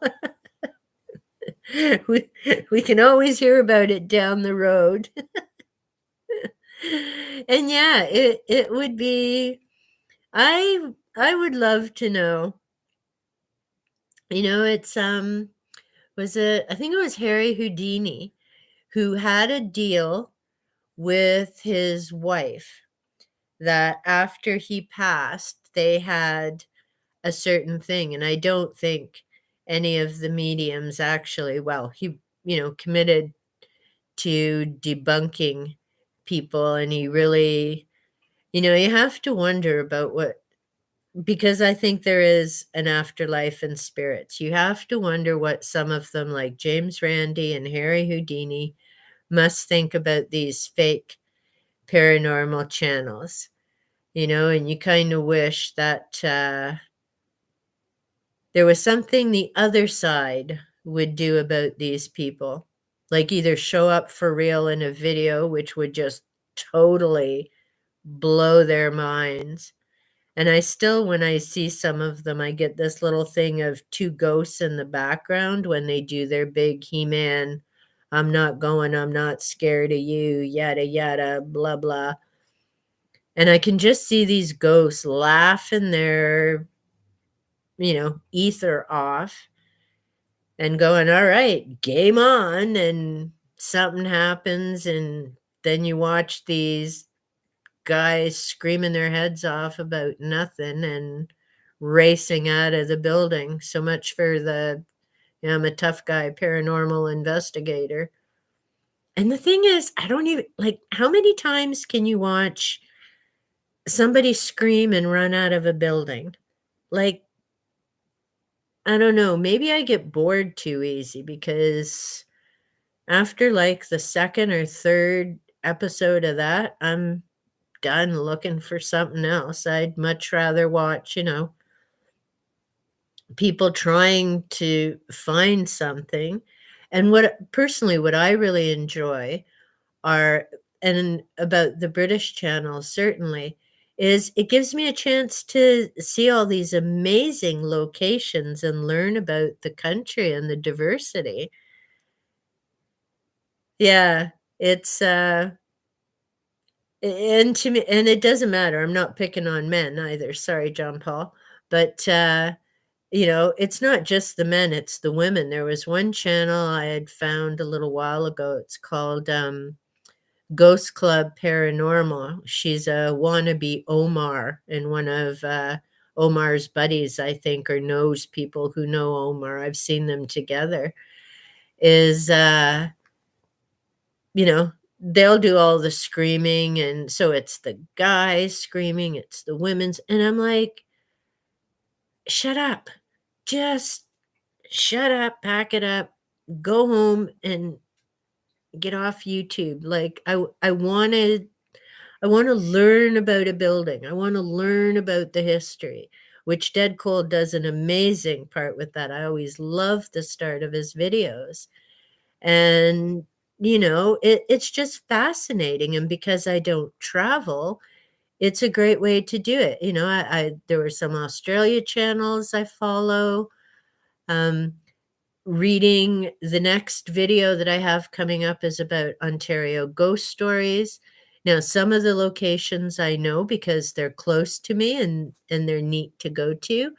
And it was amazing to learn about all the different places in Ontario that are haunted and have a history to them as well. So, yeah, it's a great way to it isn't just the ghost story. There's so much more to it, right? You learn about people, you learn about choices, you learn about history. Um, it's fascinating. I really enjoy reading the ghost stories. I have a few more that I have to finish. Um, a couple of books. They Here, I'm gonna put Jack back up. Yeah, and I have yeah, I have a few there, and I have a few books and beautiful pictures of Britain, Scotland, Ireland, Wales, and haunted castles in different locations. And it's fascinating. It's fascinating reading about the buildings and everything else that happened there. So it's a great way to explore the world and just learn something different. And of course, all those studies then connect in with the history of other things, history of countries. Yeah, it's a great way. It's a it's amazing. Well, I have very much enjoyed this, and I noticed it's already 4 o'clock. So, yeah, thank you so much for joining me. I really appreciate the two of you coming by, and I've really enjoyed the chat, and I'm glad that this worked. Oh, wow, Chester, that's where my haunted hotel is, isn't it? Yeah, lovely to meet you too, Pop Goes My Knees. I really enjoyed this and so glad you came by. And John Paul, it was lovely to be able to chat. I know we comment back and forth and read each other, but this has been nice. I don't know, maybe this will become a Friday afternoon thing, and one of these days we may even play trivia. But I've really enjoyed this. Okay, well, thank you so much for joining me. I'm gonna sign off now, and I look forward to being able to chat with you again. I can't believe 2 hours went just like that. So thank you so much for making my afternoon and sharing your stories. I like the smaller numbers too, John Paul. This way you can see the comments. I'm going to have to wear my other glasses though, because they're more for distance so I can read them. But I do really like the smaller. I feel sometimes when the other ones goes so fast, you don't read comments, you miss when someone says hello to you or makes a comment. So, yeah, I'm good with a small number. Exactly. Time has definitely flown. Well, I look forward to doing this again. And actually, does a Friday work good for the two of you? Because maybe I'll plan on doing this on Fridays. Let me know and enjoy the rest of your weekend. This has been great. Thanks so much.